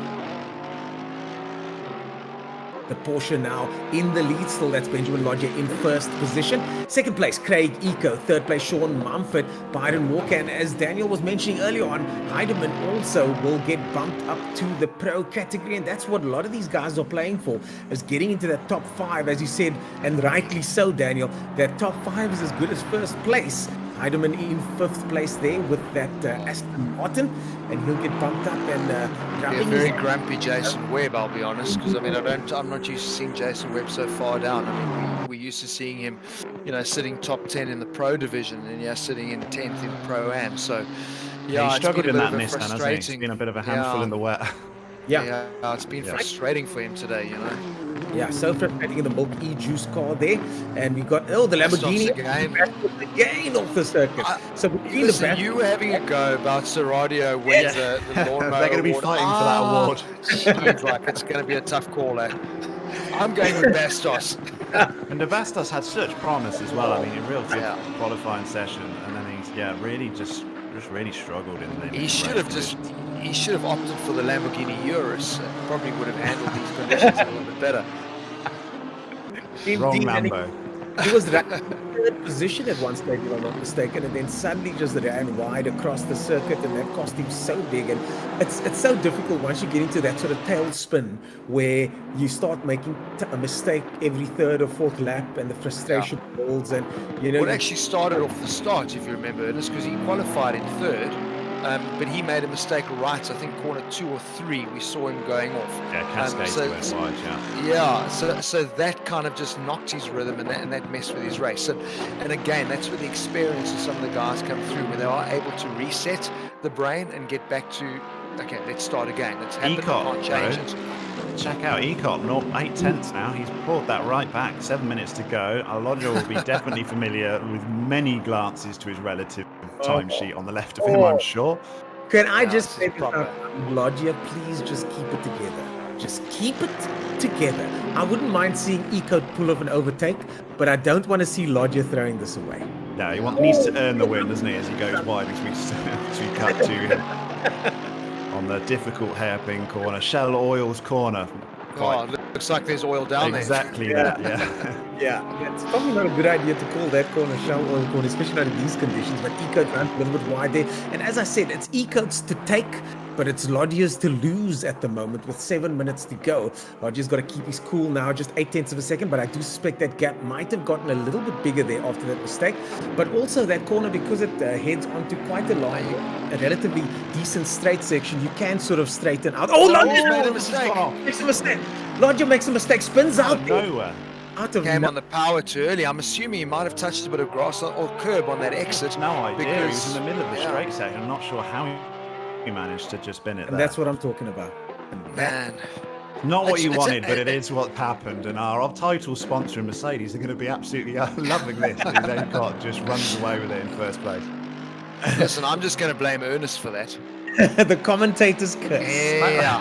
That could be an admin hack. It looks that bad. wear that for 5 minutes or so. That's in the dog box.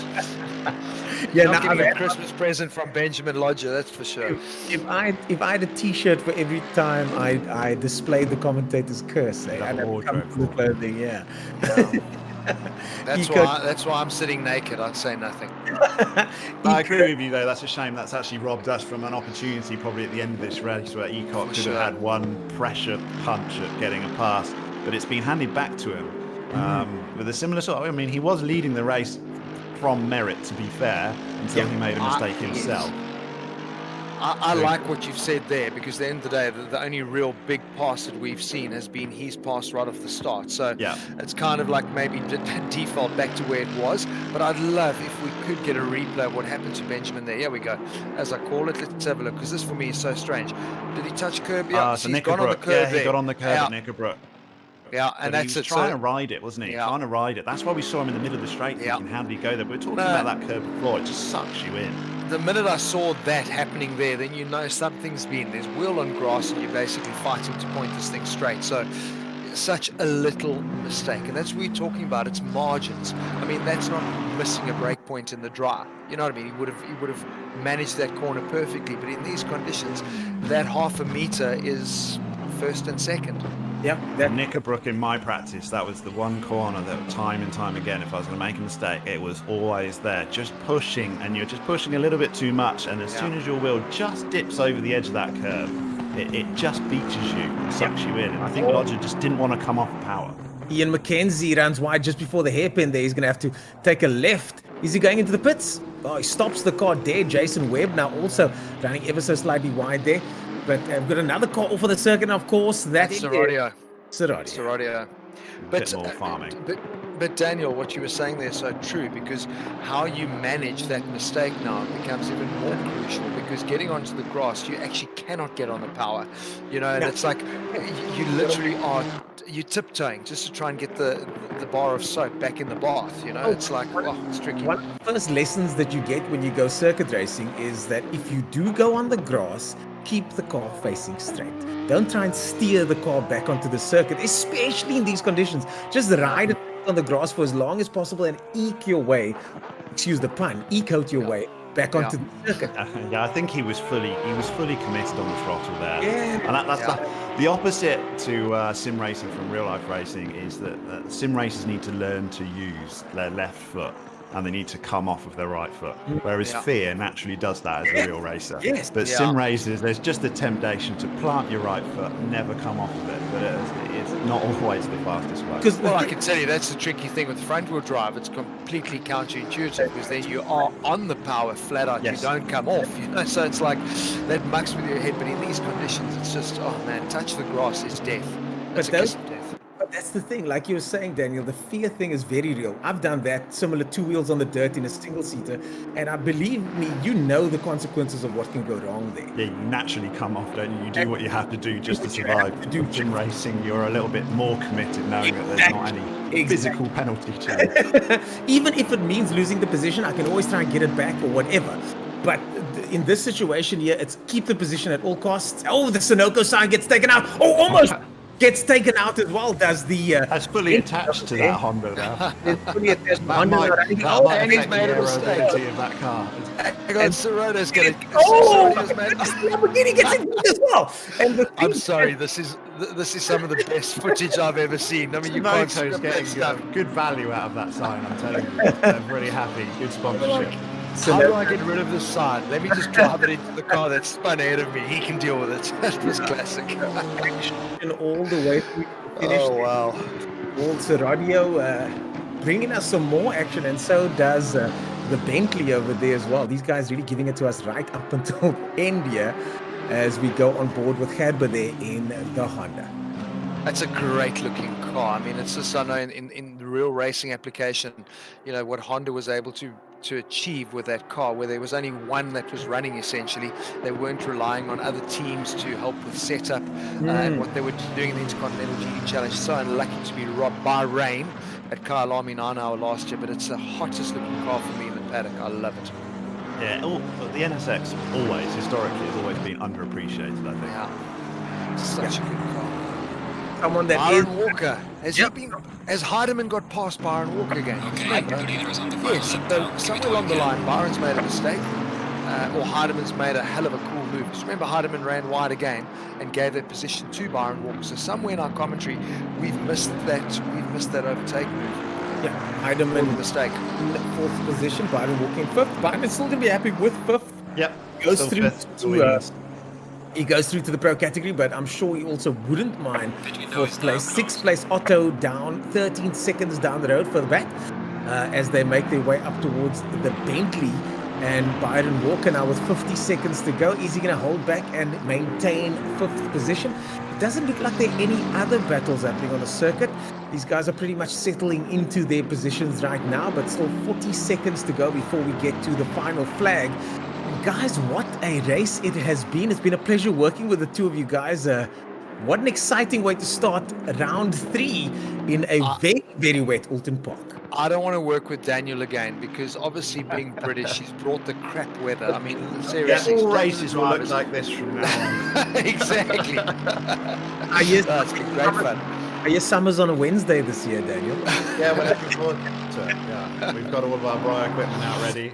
Why do you think he stays in Somerset West? Yeah, exactly. You laugh, but when I first moved here, my first 3 months, it rained more in those 3 months living here. I think I moved here in August and didn't see the sun until December.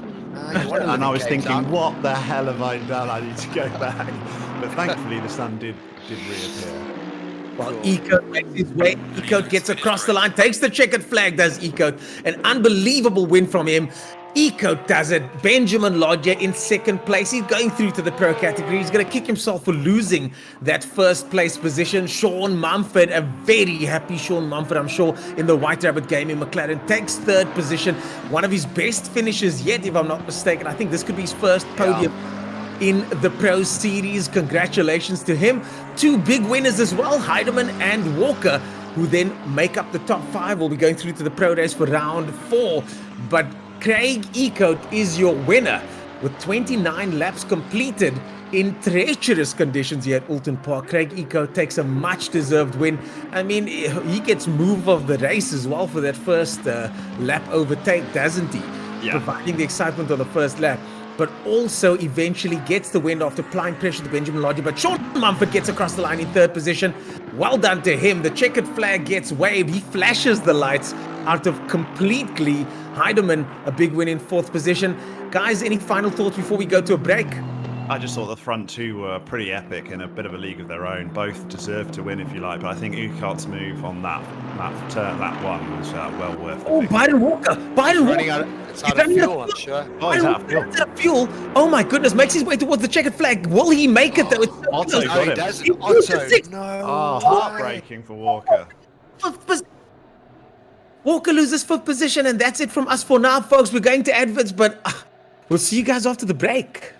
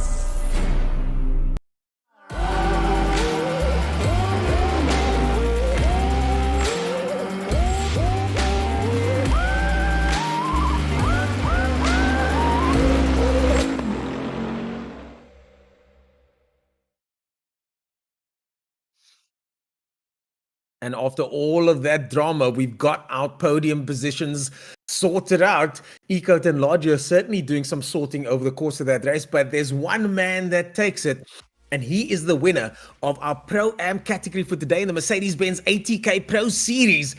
And of course, that man is Craig Ecote. Our first place winner gets the gold in the Pro-Am category, and that means he takes that Mercedes with him into the next heat and goes into the pro category. Benjamin Lodge does the same in second position. He's going to be kicking himself after making a mistake and handing that win over to Ecote after qualifying in pole position. Sean Mumford, the first time he's on the podium, so Sean Mumford's going to be very happy in third position.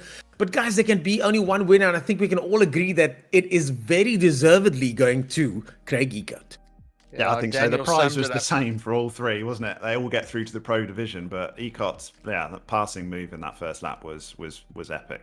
Yeah, that's move of the race to me. I mean, Marius, what are your thoughts on that move? I mean, they touched, they're going. Daniel summed it up perfectly just before the ad break. I mean, it's they both ended up making mistakes. They both ended up handing the leads over. But at the end of the day, the race was won at the start, at turn 1. It was a brilliant, ballsy overtake around the outside. So well done to Craig. But great racing. And like Daniel said as well, I mean, Benjamin and Craig were literally in a league of their own. They ran away with it, but lots of drama right till the end. Henny Otto sneaking in to 5th position because Byron Walker ran out of fuel. And I mean, Henny's going to be super stoked because that'll see him in pros for the next round too. Actually chatting to Walker right now, and it looks like he had the incorrect map going on. They put the wrong amount of fuel in, then couldn't get the map going, and it was just a comedy of errors that saw him get bumped out of the top 5 position. But we've got Sean Mumford coming into the booth with us here, and he's going to be chatting to us about his experience. Sean Mumford getting 3rd place. Mumford, my friend, it's the first podium for the Pro Series, if I'm not mistaken. Yes, it is the first podium. Yeah, jeez, it was a good one.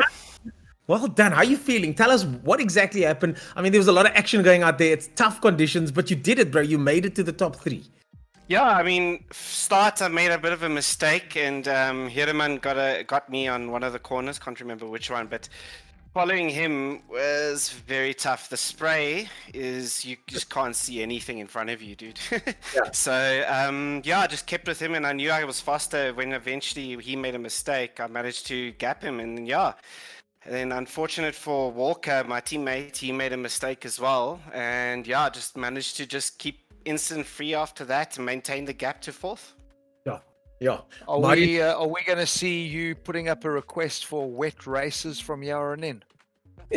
I tend to And do British better at wet tracks. races. I generally don't like the British tracks, but the You rain. can't say things like that when I'm in the commentary booth, please. But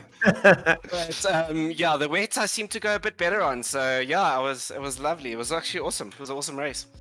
Yeah, it looks like you had a good old time out there. Lots of battles going on all the way through there. But Sean Mumford, we're very happy for you, my friend. And there you go. You get 60 points and you go up to the pro category again. A fantastic performance from you. Well done on your 3rd place podium.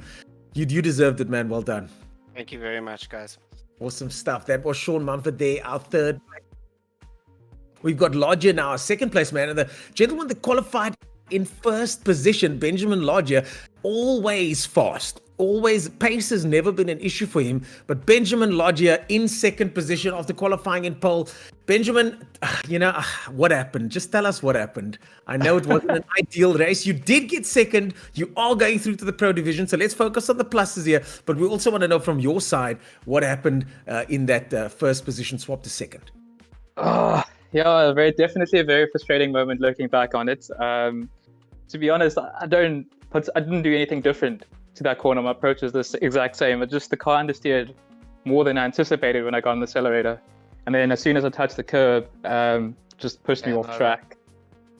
Can I help you, Benjamin? What actually happened? You said you did nothing differently, yeah? What changed is Ernest, commentator's curse. It was a little bit of that.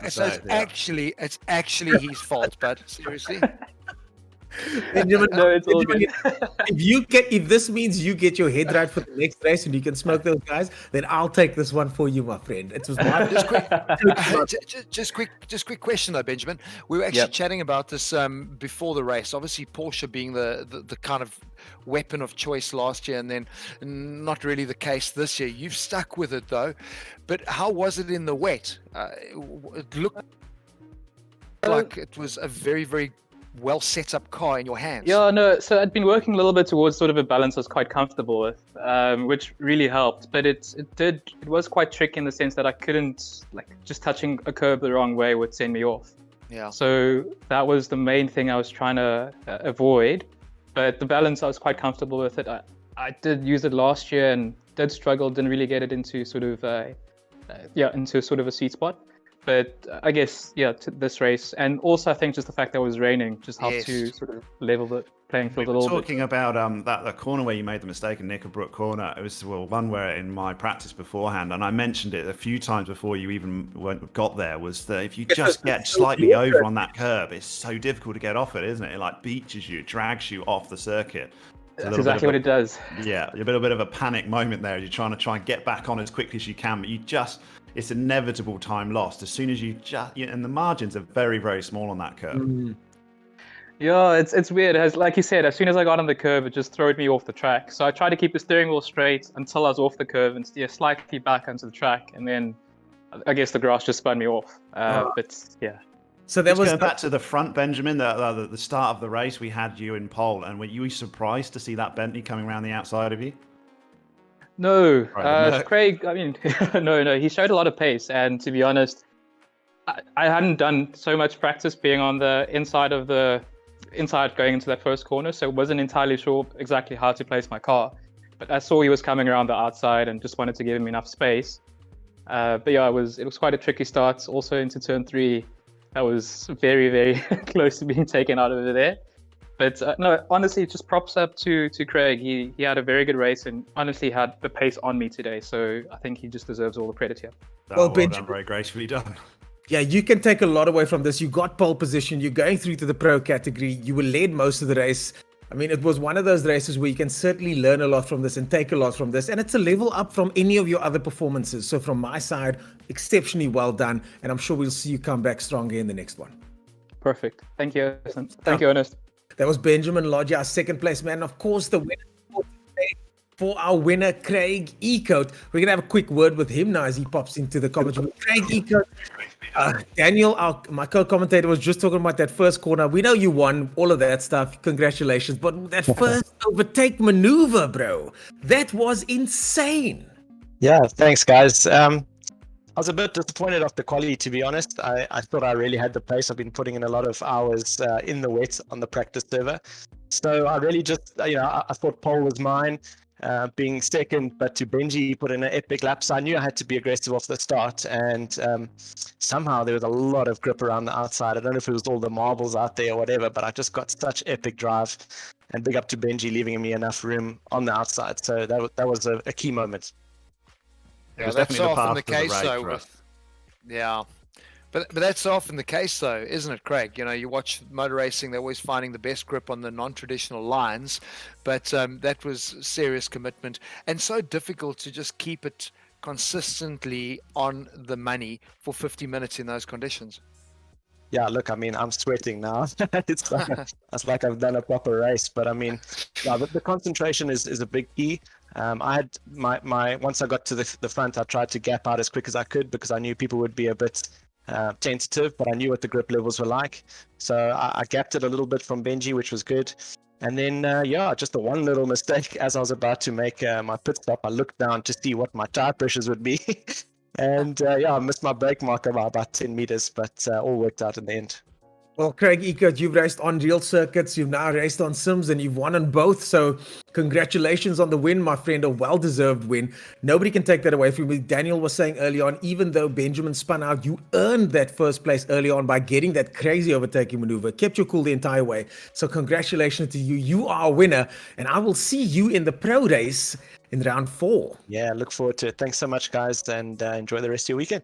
Awesome. That was Craig Ecote, our winner from the pro category. And look at our standings there. You got Craig Ecote in first place, Benjamin Lodge in second, Sean Mumford in third, and of course, as we said, the top 5 guys going through to the pro division, with Biden Walker just missing out after some fuel issues. What a dramatic finish to our Pro-Am division race. We'll be right back after this. We're going to go to some ads and we'll see you guys shortly.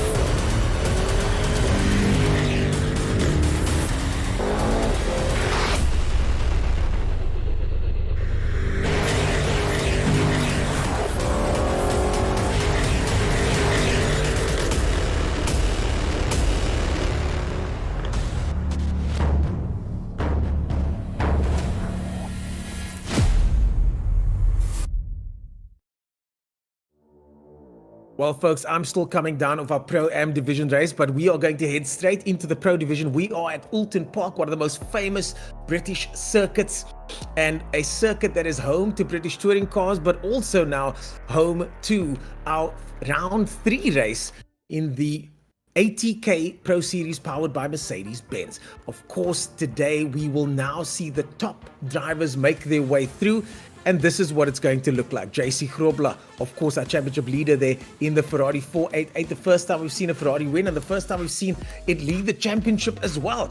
These drivers have everything to play with and play for, and some of them now will be running ballast, but more about that later. In the commentary booth today, I'm joined by Marius Roberts and Daniel Haynes, and these two will be keeping me company for the next hour or so as we go into our Pro Division race. Guys, I'm still coming down with an insane Pro-Am race. What an exciting race we've seen so far, and of course the wet weather providing plenty thrills and spills.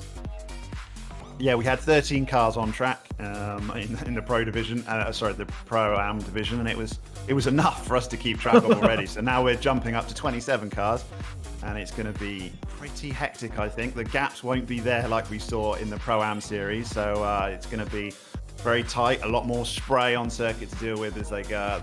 See how these top drivers can negotiate this incredibly difficult track conditions that we've seen already.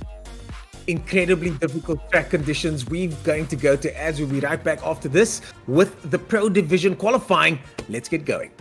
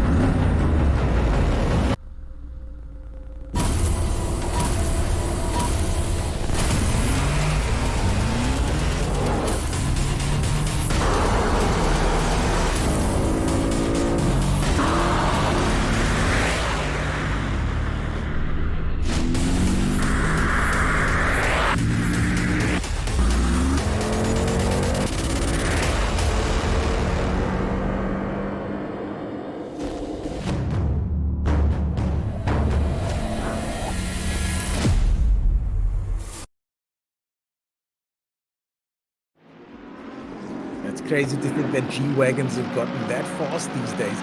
But I tell you, cars that are also fast are these Pro Series cars. A couple of Mercedes-Benz out there in the pack. But the man to watch today is JC Grobler, our previous winner in the Ferrari. He will be carrying 80 kilos of ballast though.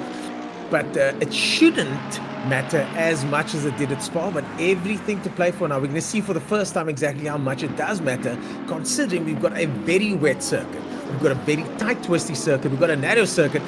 And we've got almost 30 drivers vying for that top spot today in round 3 of our Pro Series Championship. And this, of course, ladies and gentlemen, is Alton Park. Welcome to round 3 of the Pro.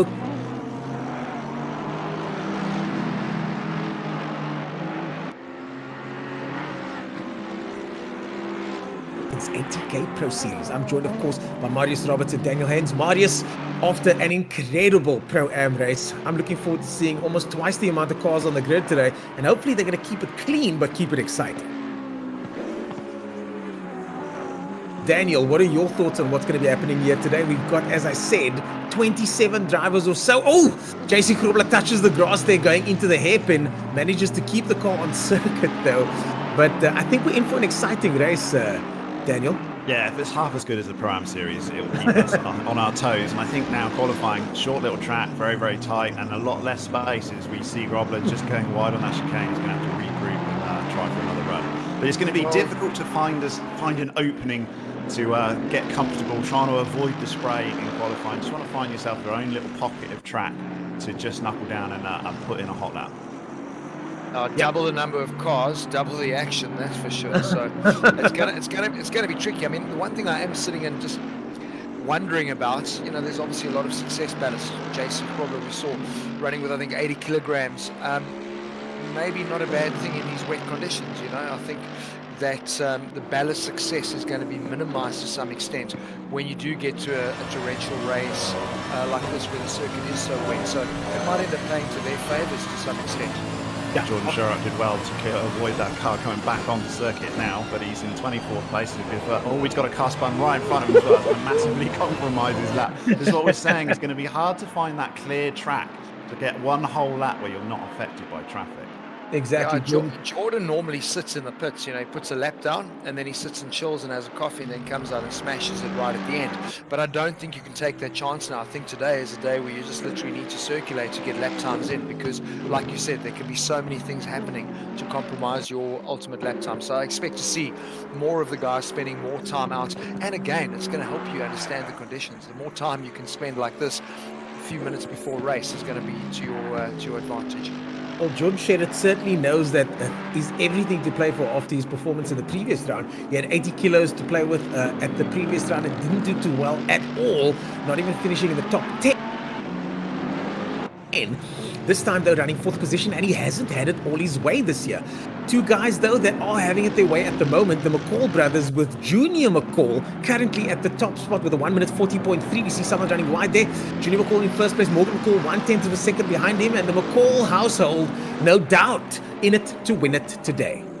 Yeah, but let's remember what we spoke about at that last round, is that they had success battles to deal with as well, and they were the best of the successful guys from round 1 because they scored points, and Jordan didn't. And that for us is what is so crucial when you introduce success battles into this, is that you're not going to be as quick, you are going to be feeling it, that's why it's there, but you have to score points in those conditions. So they definitely do have the advantage after round 2 over Jordan.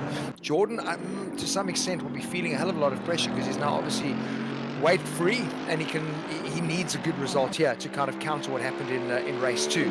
But then you actually spent time with Daniel Rowe 2 days ago, and Daniel hasn't spent any time practicing in these conditions at Outlon Park because they are racing. I think last night they had a 24-hour race that they were racing in. So I haven't had a chance to chat to him this morning, but Daniel Rowe hasn't spent time on the track, and he's buggered after a 24-hour race. But he's the guy that has been finishing just outside of ballast positions, and maybe in the end of the day there's a lot of strategy in that. You could end up winning this whole thing by not winning a race. But that's exactly the thing. I always say this, motorsport is about bending the rules. You want to take the rules and bend it as much as possible, and if that means going into 7th or 6th position or 7th position every single race, missing out on ballast and getting 6th and 7th to rack up those points and not dropping down to 12th, 13th, 14th every second round, I mean, if that's what it takes, then that's what it takes. You've got to play within the rules. We've got now Morgan McCall now in 1st position. He just manages to pip his brother there, and he's now in pole position for now in the Mercedes-Benz. The rain is not going to let up. One thing I did notice here, and Daniel, you can comment on this, is that there's a lot more traffic on the circuit now. Yeah, so it's going to be a battle in qualifying, also be a battle in the race. Just going back to the bending the rules, I assume you're a Ferrari supporter then, Ernest. Maybe. How far are you willing to bend them? Obviously, no. Never break. Never break, always bend. Oh, I think they would always say that they only bend. But yeah, you are quite right. With the ballast, it'll be massively affected. I think round 2 at Spa would be a significant change with 80 kilos on board. I don't think we'll have anything like that seen today. So I don't think we'll have as many complaints here in a wet weather where talent is king as they try and negotiate these track conditions, and it will really start to pay out no matter how much ballast you have on board. But isn't that what's so cool, is that, I mean, no one has that crystal ball that looks into the future, because you can do it in hindsight and go, oh, I shouldn't have won race 1 because Spa was the next time, and who knows that there's going to be rain in Outlon Park. Well, it would have been a good guess being the UK, but that is what I love, is that I think this year's ATK Pro Series is, for me, a lot more realistic in terms of how these championships run in the real world. Yes, we don't have balance of performance to the same extent like the guys do have in the Intercontinental GT Challenge, but bringing in the success ballast ensures that people don't potentially run away with a championship and we sit there over 6 rounds commentating on who's going to finish in 3rd and 4th. So I think it really has spiced things up. Adding in pit stops has brought some strategy for people to consider, coming to new circuits, throwing in conditions like this. I know for a fact the guy who wins the championship this year is going to be the best. Yeah. Before we get slightly concerned about bending the rules, we've got anyone in chat slightly concerned that our title sponsor, Mercedes-Benz, won the Pro-Am series and is currently 1st and 2nd here in qualifying as well. Yeah. Clearly, the AMG is just a good car. It's got nothing to do with admin settings on ACC. And there we just see the top 3 now is the Mercedes AMG. So it obviously is handling Outlon Park in the wet incredibly well, this Merc. And qualifying already with provisional pole to McCall at 1:39.6. Wow, that's a blitter. That's a fantastic time. Well, let's tell you what. Had that whoever commented on the chat then probably didn't watch last year, because you would have thought that it was sponsored by Porsche, because I mean then it would often be 1 to 6 would have been Porsche. So it's just the nature of the game, eh? Yeah, we've got to look how good the Mercs are though. The entire we've got the top 4. And then Clarkson's also in the AMG, and Jordan as well in 10th place. I mean, all the Mercedes are right up there, so perfectly balanced for this track and conditions, obviously. I'm surprised to see Jordan down so far. We got Wesley Hampson here. We're talking about the Lexus earlier on. Wesley, the bastion of all things Lexus, running down in 18th position. But listen, fair enough as well, though, Daniel. Those guys that are sitting in the top are also the top drivers. So, I mean, last year, it didn't matter. They were in Porsches, and you mentioned that earlier. The guys are going to look for the car that's going to work best for them consistently across all the rounds. And what's interesting, this is round 3. Going into round 4, they can change cars. So they're allowed to make that one change. So it'll be interesting to see when we go to round 4 if anybody is going to jump manufacturer, get into another car. I know a lot of the teams are running mixed car strategies where someone's in a McLaren, other person's in a Porsche or a Bentley. So a lot of strategy to play for there as well. But bear in mind, the guys that are sitting at the top in a pro division ATK, yeah, the car does help, but it's also the driver. Well, guys, the ballast certainly is causing a bit of problems here. We've got our top 3 from the last event. In 3rd place, Bruno Cadile. I don't see him anywhere in the top 23 at the moment. In 2nd place, we had Honor Versace. Honor Versace also in 20th position. Yeah. And in 1st place was JC Grobla, who's currently running, where is he? 24th position. So I think the ballast, there you go. There you can see the ballast over there. Adam with 20 kilos. The ballast certainly affecting these guys and pushing them all the way down the grid. But luckily it's a wet weather race. And in a wet weather race, there are opportunities to overtake where they would not exist otherwise. And these guys are hopefully going to be able to capitalize on said opportunities. But this is what I struggle with, because obviously I haven't spent time in the sim racing world, so I don't know. But I mean, for me, the ballast would have less effect in a wet race. Yeah. So it makes no sense that the guys are struggling with it. Now I know the Ferrari, like you guys were saying earlier, is a nightmare to drive in the wet. Daniel, you picked up on it, so maybe that is why JC finds himself where he does. But for me, in real racing, ballast, wet conditions, I'm going, damn, I've actually scored here because the effect of the ballast is going to be reduced.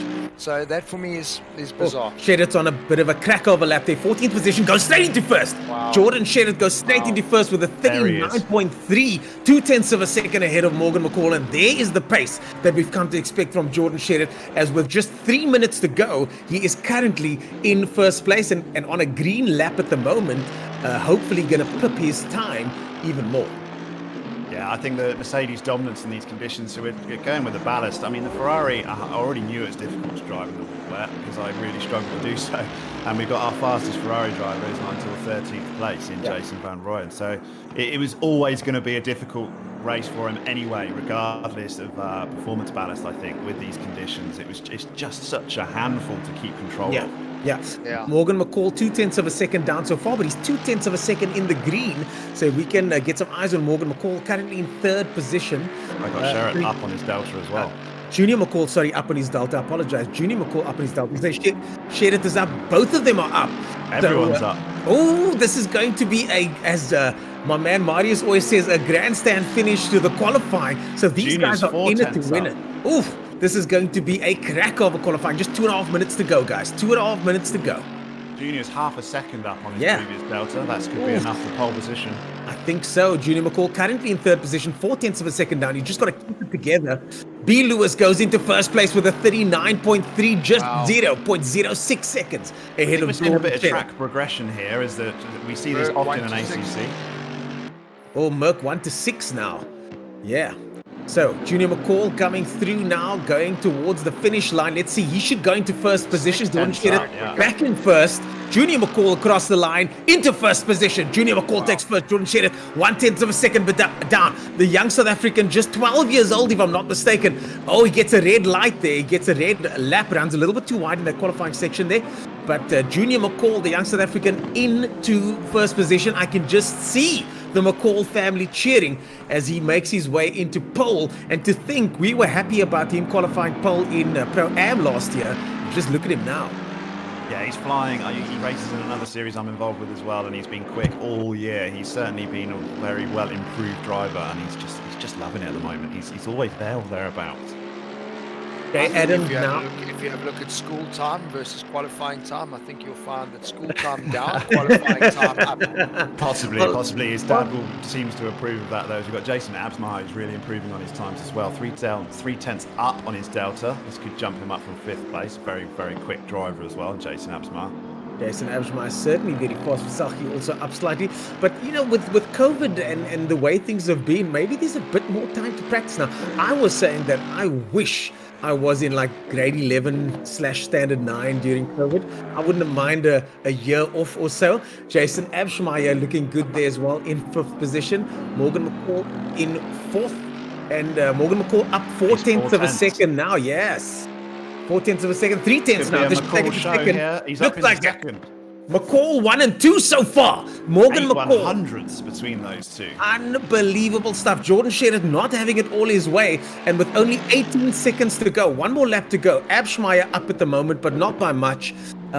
We've just got across the line though before the clock went out, so this lap will count. This is his last opportunity to try and take it to the McCalls. Oh, Abschmeier in the 5th position over there. He's up 3/10 of a second, so that might be a bit of a change. Everybody else so far. Just a comment as well. Remember Sean Stratham in the Honda? We see him sitting there in 6th. Remember how well he did in Spa as well. Brilliant in qualifying, and then we didn't see him in the race, but doing some great work in that NSX. Unbelievable. Yeah, best of the rest as far as it goes today, with the Mercedes just dominating this round in a different first manufacturer. He might as well be on pole. Exactly. Jason Abschmeier 6, 1/10 of a second up so far. He's lost a little bit of time. There's still 2.5 minutes of qualifying left, so whoever's out there now can get a green lap if possible. Jordan's abandoned it. I think Jordan's going to concede that position. B. Lewis in 4th place there now. Not up at the moment. Deploy is slightly up. Grobler, our previous winner, is quite a bit up, 7/10 of a second. He's in 24th position at the moment. So our previous winner up quite a bit in 24th position. I'm going to keep eyes on him on my side here to see what he does. But it does look like things are pretty much going to be the same, at least for the top 3 guys. And what an unbelievable finish so far. Grobler on his way from 24th position. 24 out of 26 is Grobler at the moment. Our winner from last race. Let's see how he does now. He's 4/10 of a second or so up. He's going to slot into 24th position. Keeps it in 24th.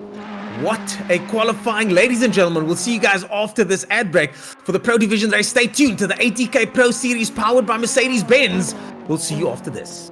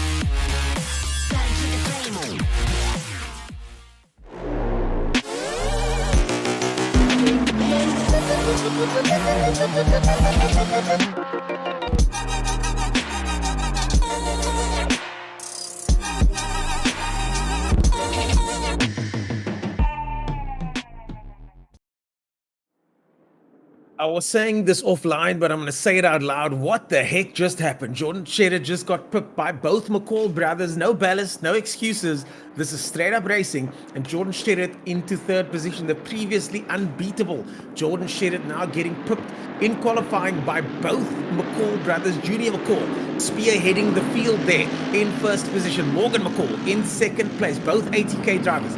Jordan Cheddar also an ATK driver in third position. B. Lewis in the Mercedes there in fourth. Jason Abschmeyer brings it up for fifth position. And just look at that, Charles Wilkin doing very well in the hill climb earlier this week, the virtual hill climb in the Bentley in eighth position. Deploy team missed in ninth position. The Bentley was doing really well in practice early on this morning. Aldo Bellingham, the first of the Lamborghinis. Jason Van Gooyen, the first of the Ferraris. And my co-commentator Daniel was saying the Ferraris are a little bit tricky in the wet. They were a lot easier to drive last year, but certainly this year they seem to be a bit more tricky in the wet. Someone that hasn't done any laps around the circuit, Daniel Rowe, he hasn't done much practice, usually quite far up the field, now down in 15th position. But we've got 27 cars in the grid. Anything is possible. It's a wet race. Guys, how are you guys feeling going into this pro category? Yeah, so Jordan Sherritt got pipped, but not by much. The top four only split by 0.15 of a second between the top four drivers. So it could anyone's game. It really is. And we saw in the Pro-Am race that one mistake, it really is costly here. So it's difficult to try and keep it on the black stuff for 50 minutes in these conditions. Yeah. Certainly, that's what it's all about, is in the wet conditions, keeping it on the black stuff. Marius, your thoughts going into the pro category race? I mean, anybody that you think we should be keeping our eyes on at this stage?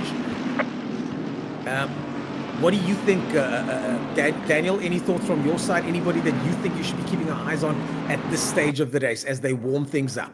Yeah, I'll be keeping an eye on Jason Absmar. I've known him from other races, and he always seems to be there or thereabouts. So he's in fifth place, and he'll be one to watch. And then we're just looking to see whether any other manufacturers can just muscle their way into this AMG show. So we've got our first Honda in stride in the sixth position. See how well he can cope. Here we go, ladies and gentlemen. They make their way down the hill through Lodge Corner into Deer Leap.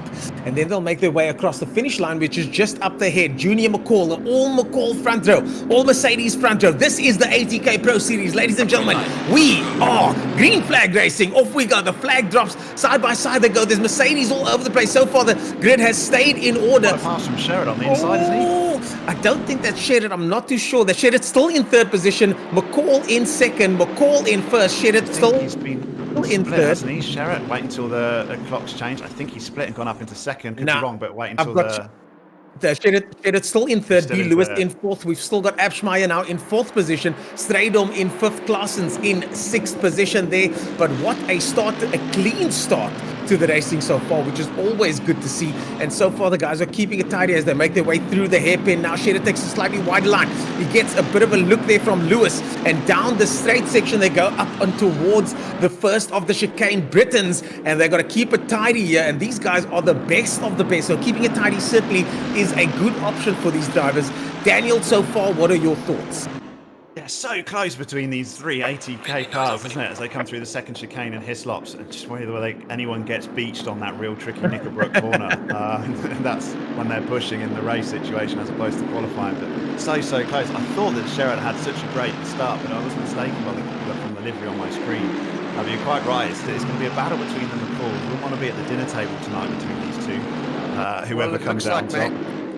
Daniel, looks like maybe they were watching the Pro-Am race. You heard Econ talking about how good the grip was on the outside going through turn one. Exactly that. And we've seen the exact same thing with Morgan driving around the outside of Junior.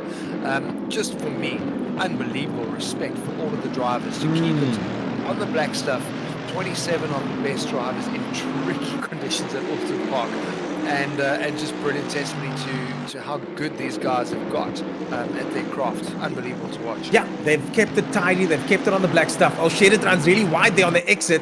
But so far, so good for all of them, really. And the thing is, Sherritt has looked unbeatable up until this point. But now, certainly, it does look like the McCalls are the two that could be what it takes to beat him? Are there going to be team orders in the McCall household?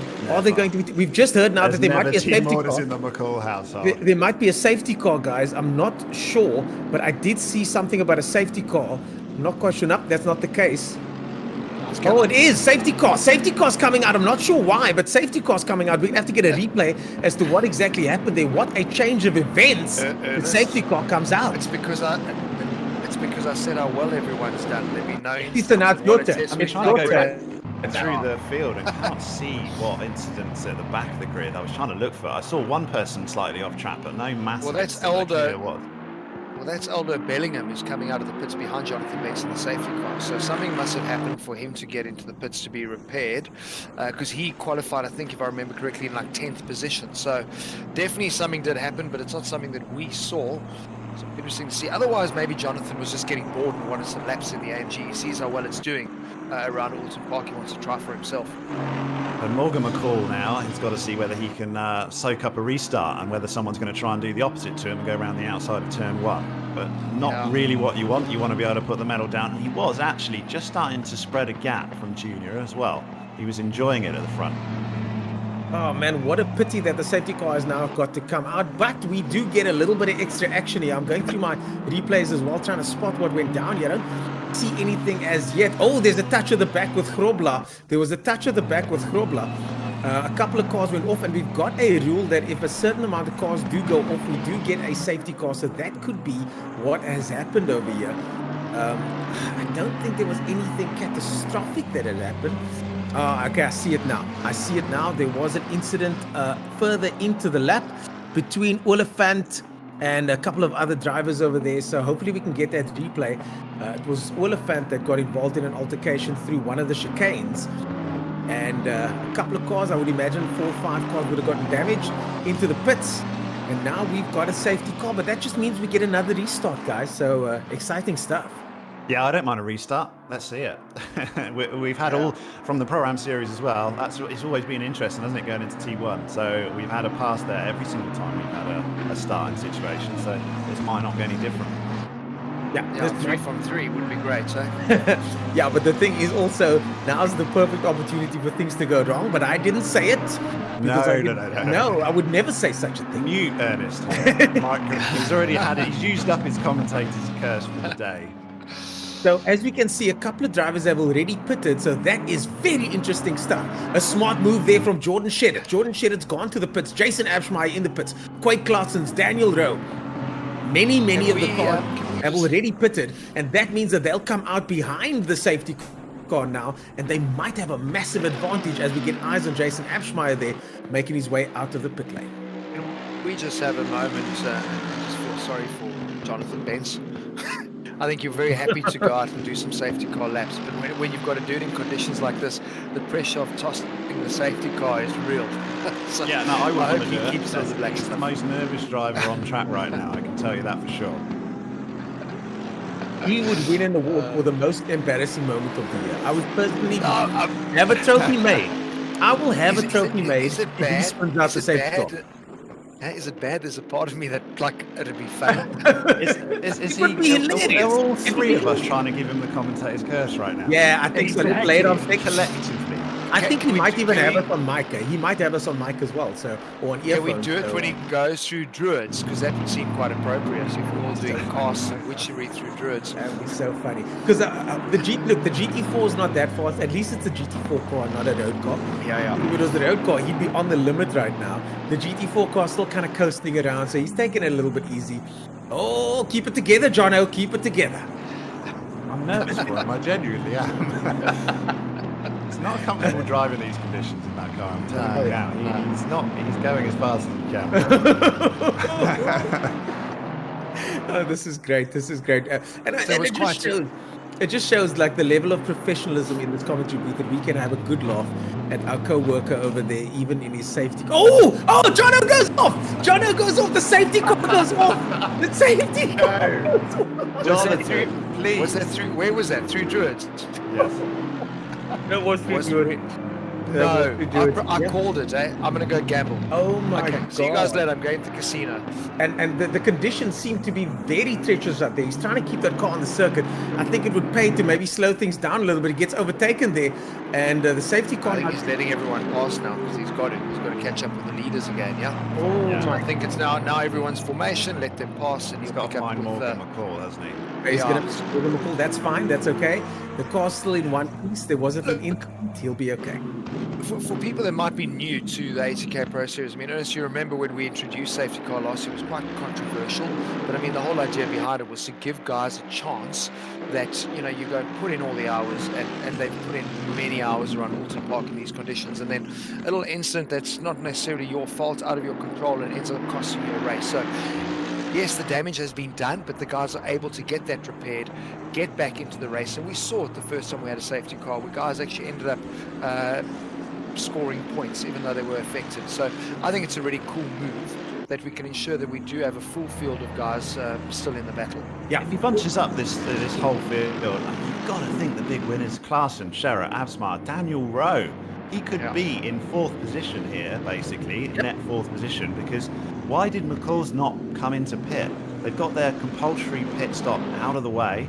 They can easily do the rest of this race without tyre changes, fuel, and no worries whatsoever there. I think McCall's may have missed a trick here by not coming into pit as soon as that safety car was announced. Racecraft, this racecraft at its absolute finest, demonstrated by guys like T. Adam, Jordan Shedder. I mean, guys like Daniel Rowe, Jordan Shedder, they've gone many laps on circuit racing, on real-world circuit racing. So this type of situation won't be new to them. But there's also teammates there. I mean, Tariq and Daniel and Arno Fasaki, if I remember. I think they all race for the same team.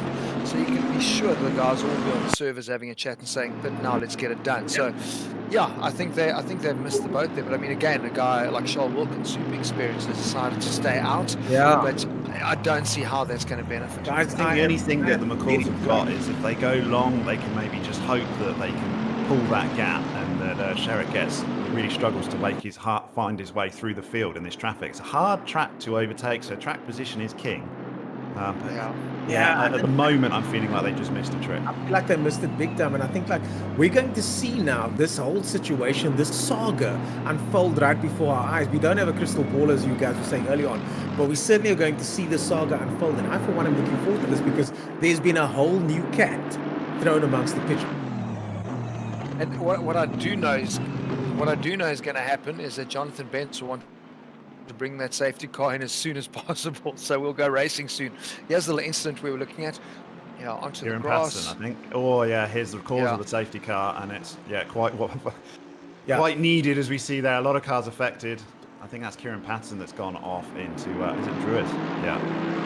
But there weren't many cars affected, was there? I mean, one car spun, one car tapped, everyone made it through. So I don't really know why we've gone safety car. I think Jonathan was suited and booted, and he wanted to use that AMG. No, that's what I mean. Because if I look at that, I'd actually be really irritated now. Because for me, it's got to be like 4 or 5 cars that are clattering into the wall. But if we can watch that replay again, who was impacted? Let's count Kieran it. Patterson faced the wrong way around. That was it.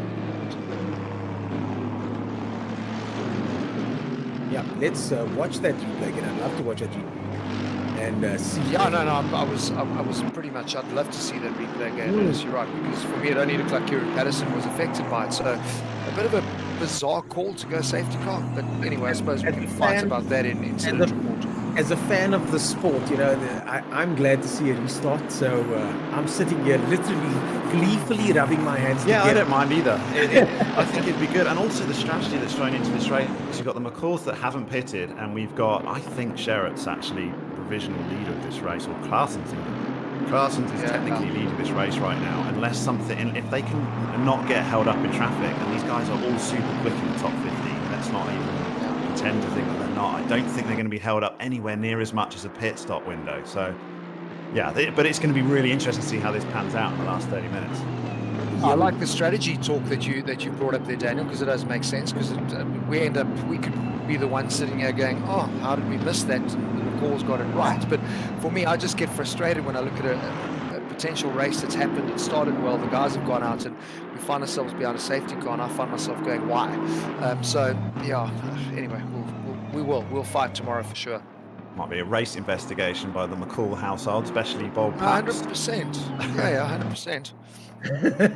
Yeah, And then safety cars in. Safety cars coming into the pit lane. yeah. Senior McCall, of course, very involved with the careers of Junior and Morgan McCall. And rightly so, a very promising bunch indeed. But let's get back to racing as we go into the first corner there. Morgan McCall in the lead at the moment. Junior McCall in second position, but lest we forget, they've still got pit stops to do, and they are absolutely on the limit by the looks of things right now. They've got to put absolute hammer down. They've got to put qualifying laps in from now on out, or they will not be in first place at the end of this race. Whew, these two, and the thing is, at least they're in the same location, or at least in communication with each other. Let's not get tangled up. Think about that. That's a very interesting a tactic that could go on. 1 and 2 have told each other we're not going to race each other. All we're going to do is put the hammer down and let's try and get a gap on the rest of these guys. I think that's what they have to do. I'm very keen to see how this unfolds. What a race we have on INZ today, guys. Yeah, Well, they I think have the to now, McCalls have because just got to with them go. deciding not to pit during safety car, they've got to work together. I'm just looking on my live on the screen on the stream. We've got Jason Absmart popped up to 9th as the first of our pitted drivers. So what's the case with that? Where's Jordan gone? He's down in 20th position, but he's had some issue on the restart, hasn't he, Jordan Sharrett? 20th position, quite far And down. Oliphant, Leslie as well, has also dropped way down. Because There's something massive happened in the restart that we've missed. This could change everything as far as him possibly winning this race, because now he's right down the field is Jordan Sharrett, the guy that we thought was provisionally leading. Jason Amsmar's popped in tonight. I said to look out for Jason Amsmar at the start. Yep. He doesn't miss a trick. He was immediately into pit as soon as that safety car was announced. And have looked Daniel Rowe down in 26th. So Daniel was also up there. I think he was sitting in about 12th. So there's been an incident there. Jason Isherwood, we just mentioned him. Remember from an incident from round 2, he actually started this race in the pit lane. So he's sitting up in 10th position, but when the other guys pit, he's going to be way higher up. So, geez, like that's actually he's net second right now, Jason Isherwood. Yeah, unbelievable. Oh, car just goes straight off circuit, as we tell on the streams. We're on Jordan Sharrett 19th, so we had a McLaren shoot off and there. another Quite a few cars there. We've got a few cars at the back. Kieran Patterson got collected there as well, I think. They're safely rejoining now, though, so hopefully they can continue. But yeah, that was a bit of a... Certainly had more incidents in this Pro Series than we saw in Pro-Am, haven't we? They taught us how to do some clean driving in the Pro-Am Series. The Pro Series has been a little bit more hectic. But I think that's what you're going to get when you've got the best guys in conditions like this. We saw in the Pro-Am there were big gaps. There weren't too many battles. Yeah, everyone is kind of chasing someone's tail. So Sharrett's all over the place, though, isn't he, through that chicane? Massively cut the first section of the chicane onto the grass. He's not feeling happy. He's not settled. Jordan Sharrett now in 14th position. Heineke there in 16th position. I think the deck has been completely shuffled, guys. All these drivers all over the place, and lots of mistakes being made. I saw Asahi, our previous winner, went off circuit early on as well. I think a lot of drivers are pushing hard and making mistakes. Maybe they've done a bit too much practice in dry conditions and they're trying to keep their braking points, power down lines in the same position. It's totally you've got to respect the conditions. You can't just think, I'll muscle through it. You've got to show it a bit of respect.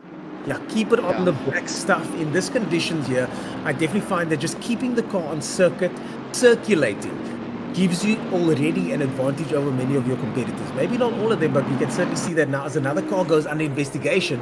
Car number 222, that is King versus 29. That's great. That is Gray in the Ferrari. Hopefully we can get a replay of that. Ernest, it's a great point you make. I mean, literally, you just want to circulate in conditions like this because people are obviously losing their heads all around you. So, and what Daniel was saying too about this is a rhythm circuit, and your rhythm's already being interrupted because you've built up for a race start and then you go into safety car. So you've got to go through that whole reset phase. So at no point have they had a chance just to settle down and get into race mode. So there's a replay here. So that's Jordan. Jordan Sharrett, yeah, spun round. Druids again, isn't it? No, it's turn 1. No, final corner. Sorry, I got that wrong. It is Lodge corner that was involved in. Yeah, final corner, turn 16. And now we go on board with Junior McCall in second position. Morgan McCall starting to get a little bit of a gap there. B. Lewis in third place. But is the gap big enough to them and those that have not pitted? Specifically, the man tipped by our new commentator over there, calling it Daniel. Well done. Calling out Jason Abschmeyer. Please stop commentating cursing my pick. No. Pointing it out. I've used up my commentator's curse for today, but he could be in it. Jason Abschmeyer in 8th position. Yeah, and he's not finding it difficult either. He's not getting held up in traffic. He's got through Hampson already, and he's in fact he's popped up into 6th place now as the sector times It's all over the back of all. So he's not being held up whatsoever. So McCalls are not gaining the gap that they need, not even remotely close. I mean, we're looking at 45, 50 seconds that they require to get a pit stop. It's not even close. They're going to be middle of the field. And I've seen Jason win a race for real in wet conditions. He was part of my show Speed Stars. It was torrential rain. In the VW Polo. And he drove right through that. So he's, for me, always just a very cool, calm, collected customer. We've seen him last season being put under massive pressure. If I remember, it was in Paul Ricard, and he just didn't put a wheel wrong. So he doesn't get himself too stressed about stuff. So yeah, always a good guy to back in a race. Jason Gray gets a penalty there, guys. Jason Gray just got a penalty. He's in the pits at the moment. So Jason Gray gets a penalty for that incident we saw earlier on. But as you say, Jason up to 5th. Jason up to 5th. This is looking very solid for him, eh? Wow. Jason Abschmeyer in 5th position. Got a clear track in front of him now. He's got in 4th place, Charles Wilkins still needs to pit. In 3rd place, B. Lewis still need to pit. And the 2 leaders as well, McCall and McCall, also to pit. This is working out really well for Jason Abschmeyer. We've got this drama unfolding right now. You've just joined us, guys. This is the ATK Pro Series. An absolute drama here as the pace car comes out earlier on. Drivers pit. Things get jumbled up. Our leaders still leading, but everything to play for Jason Abschmeyer now in 5th position. Charles Wilkin in 4th. The deck has been shuffled, Marius. The deck has been shuffled. Well, in theory, you're looking at your 2nd position guy, even though he's showing us 10th at the moment. That's Jason Isherwood in the Aston Martin, who started from the pit lane. And it's crazy. He's finding himself there in 10th. But once the guy's up ahead pits, he's obviously going to find himself in 2nd position. Jason Abschmeyer in 5th is obviously the guy who, in our minds, we believe to be leading the race, looking at the timing once the guys above start pitting. But as you'll see, race control being kept super busy, lots of things under investigation. Jason van Rooyen getting a pass there on Jason Isherwood. But Jason mustn't worry about that. He's got a race to run and just get on with it. Starting in the pit lane, it's a great result so far. Kieran Patterson gets a drive-through penalty for his troubles in 4th position. We're about to see that incident on screen, and he's down in 14th position. He's going to go much further down. He has already pitted though, so maybe he can capitalize on that. Hopefully we can get a replay of that incident again. Kieran Patterson getting a drive-through penalty on board now with Jason van Rooyen in the Ferrari over there in 11th position. One of the guys also tipped to make his way through in the White Rabbit gaming car. Tipped to make his way through the field once the pit stops start. The drama once more begins. Yeah, it's going to be really interesting how this pans out. I think McCall's probably just thought they just did not want to relinquish track position with the safety car window, but maybe a bit of a wiser head in the likes of the Jason Abschmeyer and Sherrod behind, that it was necessary coming. Now 3 penalty there for number 1, 2, 3, and it's, we don't know yet though. That's the thing. Like, this is still unfolding right before our very eyes. We've got Jordan Sherrod in 12th position now. He's jumped up again, hasn't he? I mean, he's having what an entertaining race Jordan Sherrod is. I'd like to speak to him at the end of this race because he's covered every position in the field, it seems. And he almost might find himself still in a podium position chance here. He's currently running net 4th, is what we believe it to be. Oh, Jordan Sherrod down the inside of Isherwood. Jordan Sherrod down the inside of Isherwood. Such a neat driver he is, in 10th position there now. Such a neat driver, and we wondered about Jordan Sherrod. We knew he had the pace, but we always asked the question, would he be able to carve through the field? And he's starting to do it here in the wet. I don't think the Ferrari's going to hold him back. I really don't. I think Jordan Sherrod's going to poach this place as well. But Jason Abschmeyer is really pumping it in at the top of the field. So, I mean, he needs to get as much time as he can, distance between him and Sherrod, because that will be probably critical in sort of 20 minutes' time. Guys, I am giddy right now. Sorry, Marius. Jordan makes a mistake. Breaks himself. Better give that position back if he was sensible. Just let the Ferrari back through. Otherwise, there will be another incident. There we go. Well done. This for me is what's crucial, is that his teammates or whoever's helping Jordan with strategy needs to tell him, dude, slow down, relax. You are still on track for a podium here, and he does need a podium after the bad race that he had in Spa. So he might be sitting there looking, I feel like I'm way down, but he's actually not, because a lot of the leaders chose not to pit. So he's in a very strong position, but it's important that he just calms down, backs down a little bit, and keeps the car on the track. Deploy looking good out there as well. The delivery on that car, really stunning. And that's another thing that the guys have been putting a lot of attention to detail here, but specifically the team missed, guys. I think they really do win the prettiest car award every, don't they? They're racing in the mist today, aren't they? I mean, it's really hard to see for us from a commentating perspective. But imagine for the drivers, we saw in that Pro-Am race, when you go on board, the spray that's being thrown up is crazy. And yeah, I mean, Deploy is sitting in 7th position now, but that's way, way further down because he chose not to pit during that safety car incident. So we've got a lot of penalties being dished out at the moment. You see Jason Gray with his 15-second. We've had drive-through penalties for Kieran Patterson for causing the safety car incident. And that is kind of what you come to expect in these conditions at a circuit like Outlon Park. We got looking at Jordan Sherritt's time behind Jason Absmar, because I think that's what it's going to really pay down to. He's about 9 to 10 seconds back from basically a fight for the win of this race, even. You're getting the replay now for Jordan Sherritt. Ooh, guys, just he got tipped. He got spun around before the restart. So that was before the restart. Yes. Oh my word! I mean, that is just fatal. That's someone. Oh no! And yet, despite that, he's managed to fight his way back. So he kept his cool. It'd be so easy to just give up. No point rage quitting. Blood would be boiling. 100%. Wow. Now in 9th position, guys. Just FYI, in 9th position now, and the 3 cars directly in front of him have not pitted yet, and they're not that far up the road. So Jordan Sherritt looking really good at the moment. Yeah, I think he could be on for the. He could literally still win this race, believe it or not. It sounds ridiculous it is to see that replay.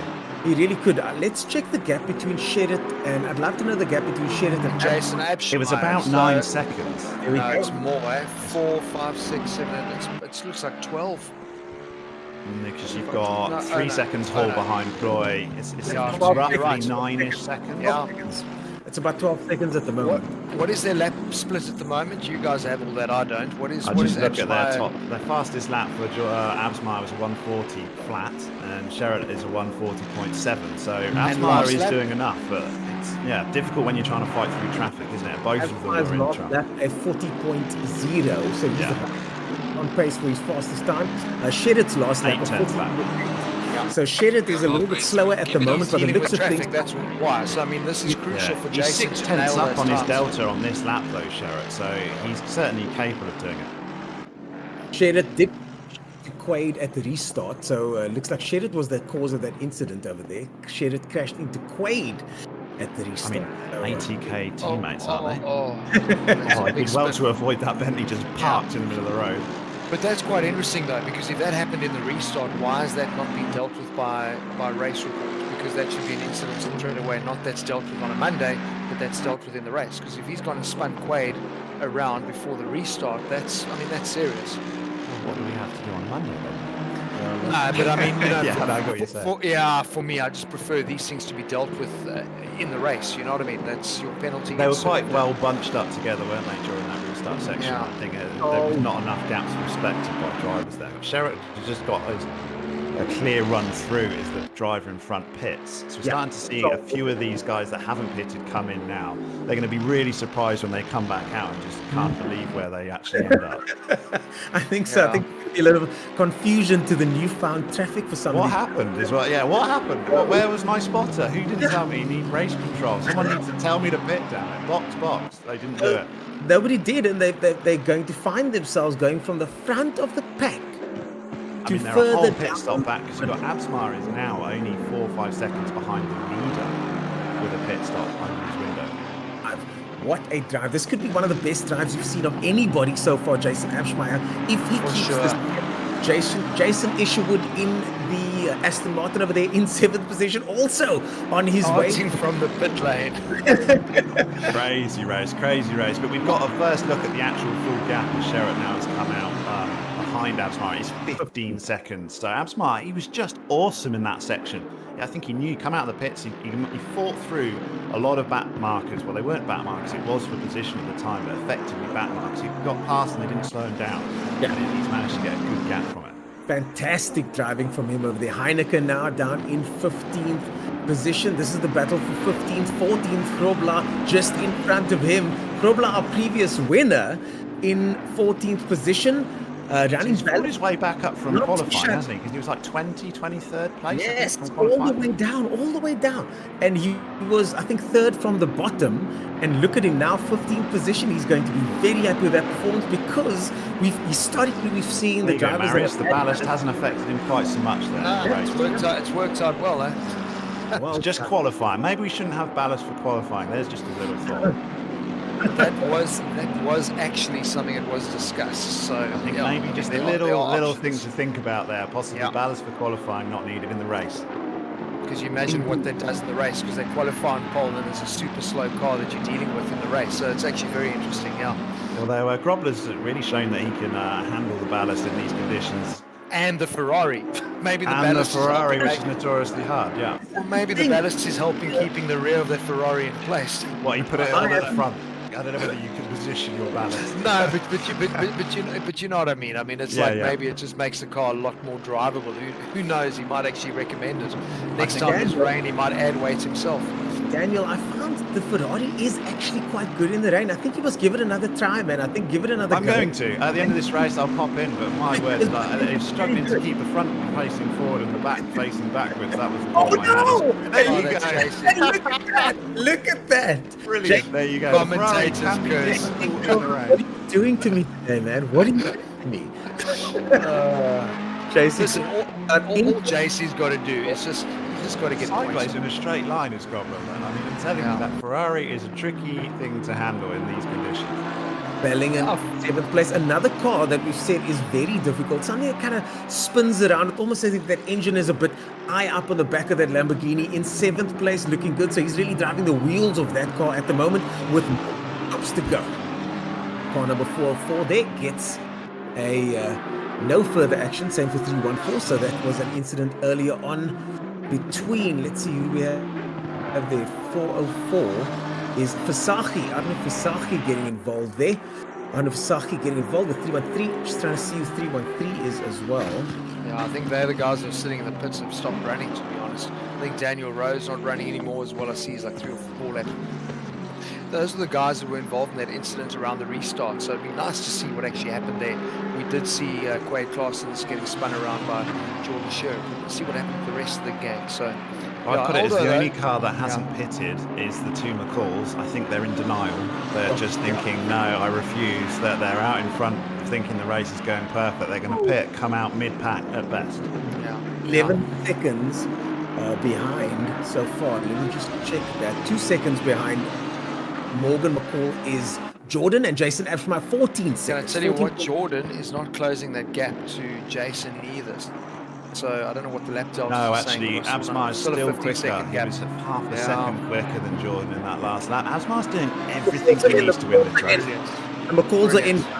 This is it. This is the moment we've been waiting for here. The deck has now come to its resting point. Everybody's gone into the pits. Things should stay relatively similar going towards the end of this race. And Jason Absmar could see himself come out in top spot. I'm glad we haven't got live webcams, because I think we might see a few tears coming from the McCalls as they exit pit lane shortly. Oh man, it's going to be trickier, because this is going to be real hard work for them now mid-pack. McCall still in first position, still in the pits. The cars haven't moved yet. Oh, McCall's have lost first position. The McCalls have lost first and second, and Jason Absmar now finds himself in first position. This is how it has settled down. Jason Absmar in first position. 18 minutes to go, guys. With 18 minutes to go. It's not looking so bad for them, actually. They miles ahead. Absmar is going through the first chicane now, the Britain chicane. Have only just exited the pit lane. So listen, that's not bad. 3rd and 4th. What are they? 5th? No, they'll lose plenty more laps as they go through sector times. That live tower's not really live. You've got to wait for it to go through a sector split. and then it will refresh. They're going to tumble down that leaderboard. 13th position is Morgan McCall, and looking for Jordan McCall, 9th position looks like it. So Jordan, they'll keep falling. I think they'll keep falling. Position, and Morgan in. Oh, what a disaster for these guys! So for Morgan in 12th. Well, it was nice while it lasted for the McCall brothers, eh? Yeah, it's a bit unfortunate for them because they didn't really put a foot wrong, did they? I mean, we don't know what their outright pace would be because Absmar was incredibly quick even after a pit stop, and Sherritt come out as well with hunting everyone down. So we got a little bit robbed there of knowing the true pace between those 4 drivers. But it's and McCall's are going to be a bit heartbroken as they finish way further down than they probably deserve. When you've watched an episode of Game of Thrones and something crazy happens, I'm not going to give any spoilers away. Wedding, remember that? And the screen goes black and you What's Game of Thrones? And you I don't know either. With your own thoughts. That's what I'm getting right now. Like there's been this absolute catastrophe that's happened, and I'm in shock. Like we're seeing something we've never seen before in the Pro Series. No, it'll be talked about after this race quite substantially in the McCall household, I can be sure of that. But Absmar now, he's done everything right. You have to say that they'll lesson learn. Safety car, always pit. Safety car pit. It's like F1. You don't even care. You don't know what position you're in. Cars are everywhere. But all you do know is that you've got to do a pit stop. It's mandatory. Then it's going to be a shorter pit stop. You've got to take it. Mercedes in the pits again. Pulling into the pits once again. That's Junior again, pitting again. He might have forgot. He might have done something wrong during his pit stop window. That'd be a double disaster if that's the case. Forgot to put fuel in or something. It's the only reason you've come in again. Yeah, but that's what you're talking about. I mean, like for the guys that have actually spent time racing in endurance type series or have raced for real where there is strategy and pit stops, it is a game changer. Whereas I think for most of the guys, or someone's stuck there at the hairpin. Whereas for most of the guys, they're kind of doing sprint type races and pit stops aren't something they think about. They don't really exercise the strategy involved. So it's quite easy to understand why they would have just carried on running and not thought it through. But they won't make that mistake again, that's for sure. Adam was the car that spun out there, just stuck on the side of the track. I think he's popped into the pits now as well. So a big incident with him there. He's all the way to the back of the grid. As we watch the battle between B. Lewis and Oliphant, almost taking out Adam early on, did the two of them at the hairpin. We've had some massive movers, haven't we, in the field? It'd be nice to see the schedule of where they started and where they finished, because I mean, Oliphant's jumped right up into the top 10 from nowhere as well, hasn't he? I mean, where is he before? He got like Isherwood starting from the pit lane, could be on for a podium, so it's just a monumental change. I don't think you probably had as mixed up a final result as this when we get 15 minutes left. Yeah. This is the first time anything quite this dramatic has happened in the Pro Series, and still the racing continues, still the drama continues. These guys are fighting for track position over here. More under investigation for car 13 and 222. JC Grobler, that's JC Grobler, the previous winner in the Ferrari, now currently in the pits, getting all the way down the grid, 22nd position. Bernard King. Oh, behind JC Grobler, Daniel is Junior McCall in 23rd position. Grobler's been given a 15-second penalty. Like I said, the people that are busier than the drivers are incident report cars up. Yeah, I'm so glad. I think we've got the easiest job today, us three. Wow. It could not be easier. I'm struggling here, guys. I tell you, there's so much. No, exactly. I mean, for us as well, trying to figure out who's going to end up where, because obviously they're working through the incidents as they get a chance to deal with them. So we're commentating on a guy who's doing really well, and meanwhile he's got an incident that's being dealt with and drops 15 seconds. So it makes for entertaining racing. Lewis is all over the back of Oliphant. Massive amount of pressure being piled onto that Bentley. But there's a bit of a train forming behind King, isn't it? So you've got Morgan McCall cars all really, really close together, and McCall trying a man that's sort of way out of position pace-wise at the back. So Morgan going out, you know, I was leading the race, and now I'm having a battle here for 11th. You know, it's crazy. It's fast though. He's so fast up behind these cars. Morgan McCall in 11th position. B. Lewis comes out. He's coming out to look up the inside of Oliphant. He's going to get the move made here into the final corner. Brilliant. It's a touch from Morgan's going with him. So that's brilliant. So Morgan really showing some proper racecraft there, just kind of sitting right on the back. He's going to hold that outside line though. Inside. Morgan's going to try. Oh, gives him a bit of a pushed him wide, and Oliphant's been pushed onto the grass there. Oh. Yeah, that's going to be a problem for sure. Definitely a little nudge there, pushing him wide. Oh my goodness me! Lots of action happening on circuit here, and McCall now giving it all here. Goes down the inside of King there. In 9th position, trying to. Yeah, this is what makes it so tricky for a guy like Morgan leading the race, and now suddenly you find yourself battling with 3 cars up ahead of you, and obviously anxious to get that move done, but leaning on Quade Clausen's through turn 1, pushing him out wide. So I'm sure that's going to be something that's going to be looked at and reviewed as well. So Morgan's race day has just gone from brilliant to not so lacquer to absolutely dreadful, because I'm sure that's going to be dealt with a penalty. But he's the man to watch still, because he's a clear speed out of position, isn't he? So he's all over the back of King, and he's definitely going to be the man to watch as he looks up the inside line. He's going to go up here into Druids and be on the inside. And Daniel, that's where the action and the incidents always come, when you've got a fast car out of position. Yeah, I love it. For us, it's good and entertaining, but you're right. At the end of the race, he'll be spitting. That's for sure. Yeah, exactly. Bellingham in 4th place, giving Jay Isherwood a hunting down here. The car Lamborghini is absolutely catching up, and you can see the gap getting smaller and smaller between the two of them. You mentioned Isherwood started from the pit lane earlier. Yeah, he doesn't care where he finishes at this point, Isherwood. If he finishes top 10, he is absolutely over the moon. Because what a show. But this is amazing though, Daniel, because I mean these would be the best results as it is ever for both Jason Isherwood and Aldo Bellingham. So again, I mean strategy, conditions, safety car playing to their advantage, but the guys are making the most of it because they've got a really nice buffer of nearly 3 seconds to Jason van Rooyen in the Ferrari in 5th place. So if they just keep their heads about them and they're not going to, it's a final podium position that they're racing for here. So I expect a bit of action from these two. They're usually finding themselves running like mid-pack, so this is new territory for them on a track in tricky conditions. Well, that's why we love the rain. I mean, it just changes everything up. So the best F1 races have rain in them. I mean, it suddenly gets interesting. It's nice to see someone that doesn't always finish at the sharp end being right up there and getting a complete sort of podium from nowhere situation, if you like, 0 to 0 sort of one. But it's good. It mixes it up, and then when you drop back, and normal service is resumed once we get to the next round, probably. I guess now you understand why Bernie Eccleston wants to seed the clouds to try and ensure that we had rain for every race. But it is. Sprinklers.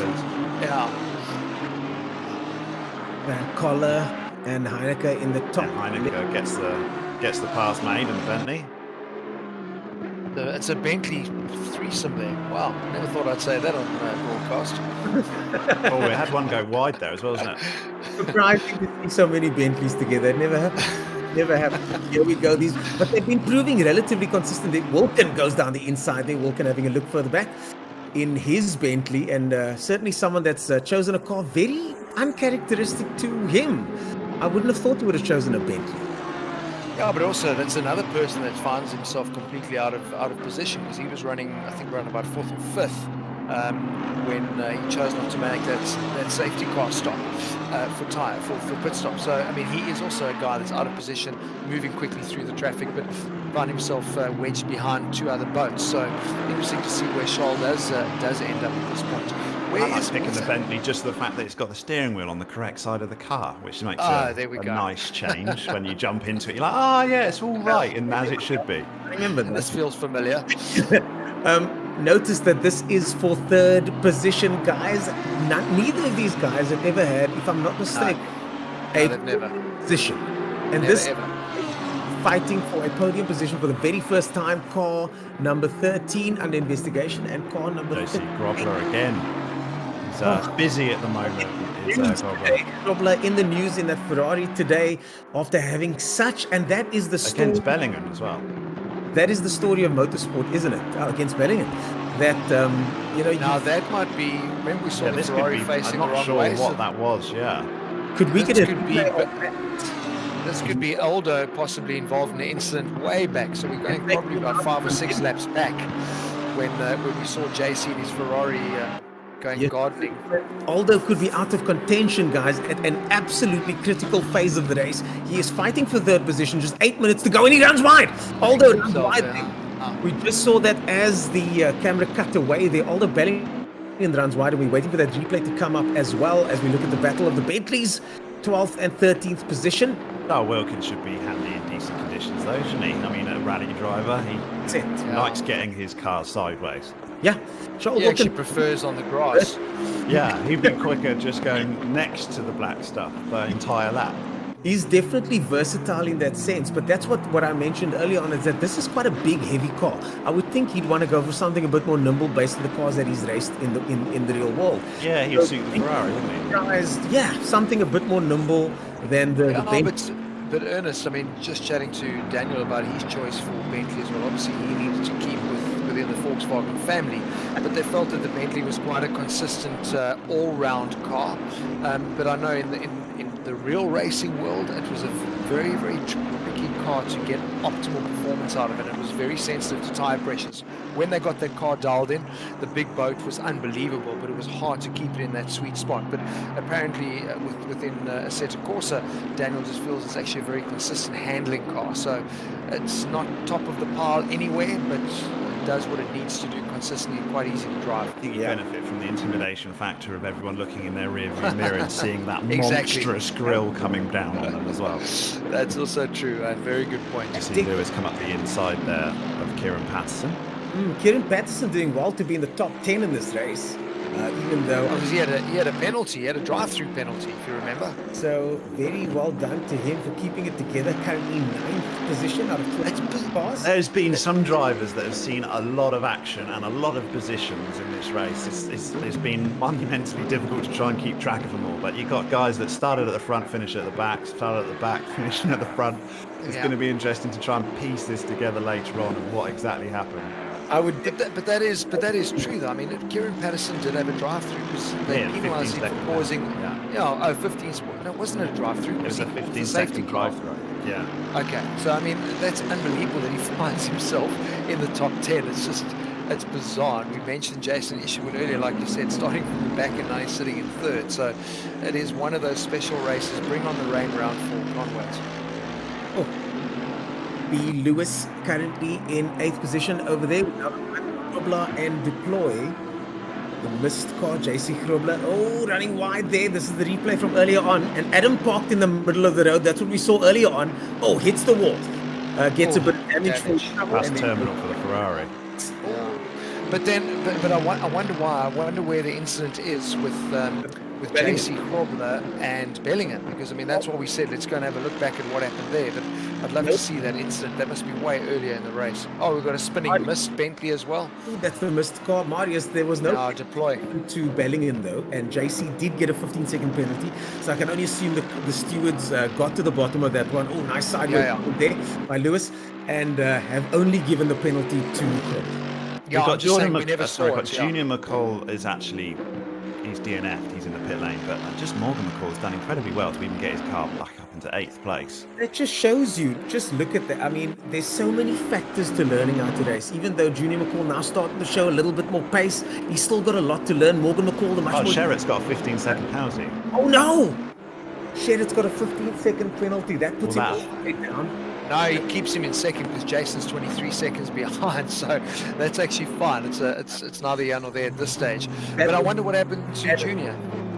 Yeah, Junior is obviously just quit the race because he's just sat in the pits, unfortunately. It is a real shame, but he shouldn't be too down on himself if he's watching this back later, because he didn't really do anything wrong, did he? Let's be honest.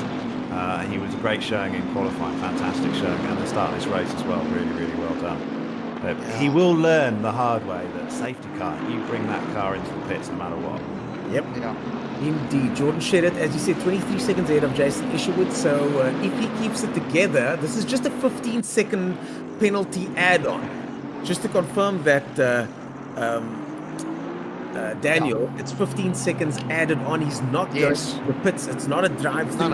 It's an added on. So he is still in contention for second place, but now first place is now out of the question with 3.5 minutes to go. I'm going to be fascinated when we do the tallying up at the end, because I think there's going to be so much shifting around on the overall leaderboard at the end of this. And like a lot of the times, guys kind of bail out of this and they think it's all won and lost, but races like this really can turn things around. So it's important just to finish and just try and get points on the board. Oh, and there's more contact with the Bentley. So that gives us the reason for the 15-second we see on our screen that is added is for causing a collision under the safety car, Jordan Sherratt. So yeah, we saw that on replay. So that's probably a cut and dry penalty, to be fair. And I'm glad they've issued the stuff in the race. Like I said, I just prefer getting the stuff out the way and everyone knows where they stand at the end of a Sunday evening. Sure. So Jordan Sherratt gets 15 seconds for his troubles earlier on's incident. Jason Isherwood firmly in third place over there, gets his first podium, but Jason... Brilliant. Jason, I'm really rooting for Isherwood, I have to say, because I just want that interview at the end, and it's like, so you got a podium? Did you expect that to happen? But you know what? That's the lesson for anybody that wants to get into motor racing. You need to realize the highs and the lows, because he obviously was in the dog box properly off the spot, which is why he had to start from the pit lane. So you go from the biggest downs.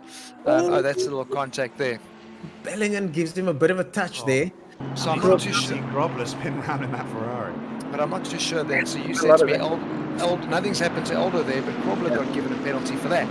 I'm not sure if he got given a penalty for that, because Grobler was... that is the incident they were busy investigating, because I mean, that looks pretty cut and dry. I think you forget which one Grobler was investigated for, because he got involved with quite a few issues. I think also, going back to Kieran Patterson, it wasn't a drive-through 15, it was also a plus 15, the same penalty that we saw which will explain why he's still in 8th place. So one of the things that I've noticed, guys, that we've got two guys in the pit lane. We've got McCall and Fasaki both parked in the pits. Yeah, they've basically just given up on this race. But I'm called it a day. But hang on, I'm a little puzzled, because the 15 seconds wouldn't go away. So Kieran Patterson should still have 15 seconds sitting next to his name, because that's only added up at the end of the race. So I'm pretty sure. Yeah, maybe whether he served it because he was pitting anyway. I'm not sure. I really don't know. You're right. Kieran Patterson's 15 seconds has been dropped. Yeah, it definitely was a drive-through penalty.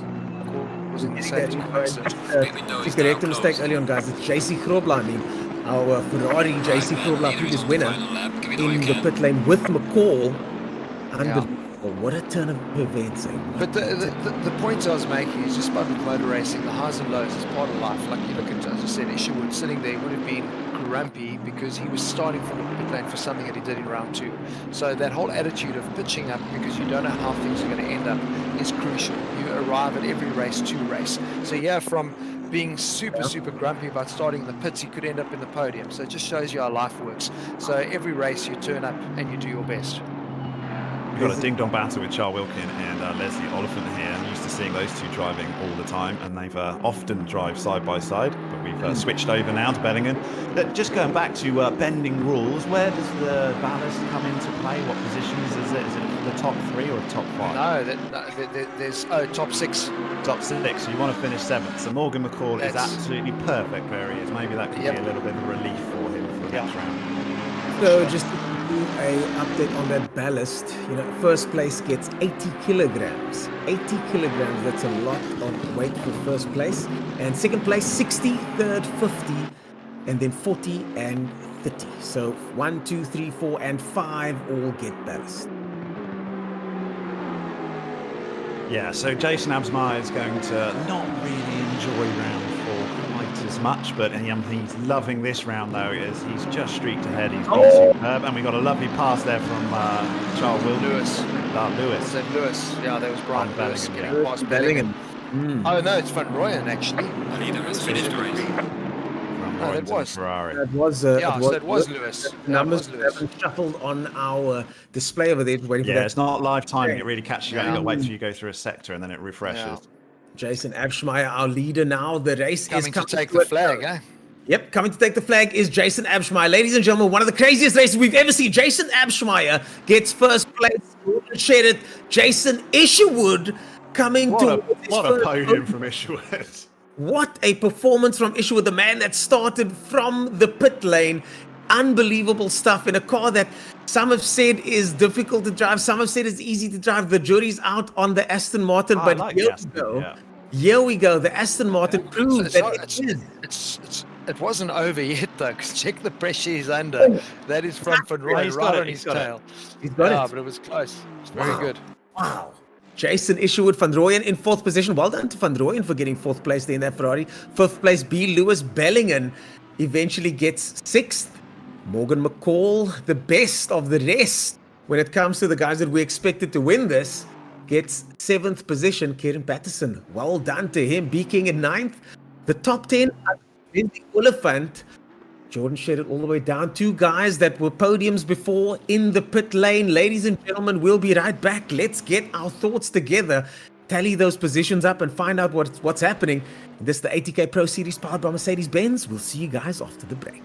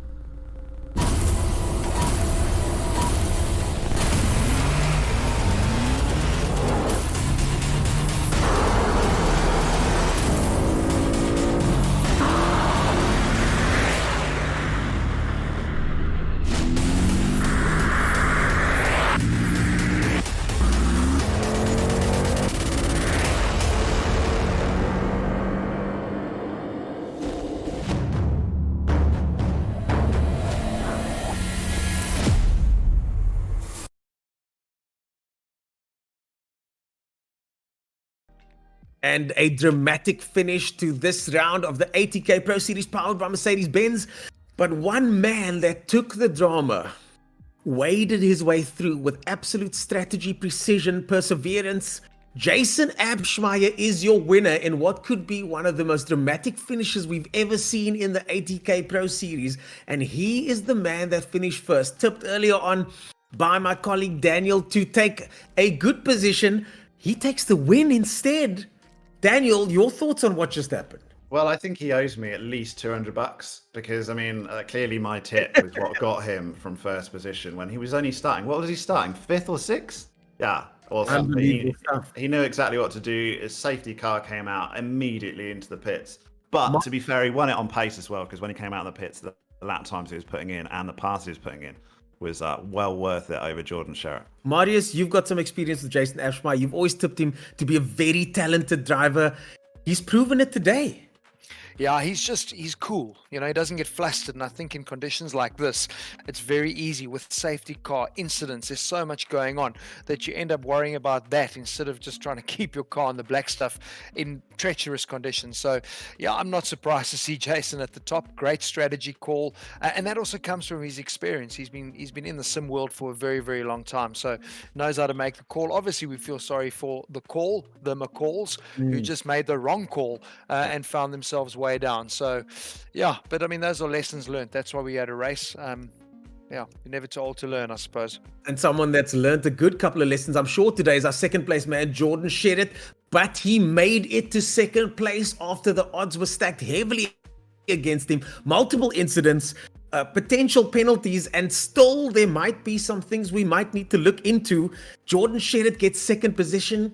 But third place, man, could that be the drive of the day? It's 100%. It's going to be interesting to see because you've got the classic story of Jason Abschmeyer versus the pit lane starter, Jason Isherwood.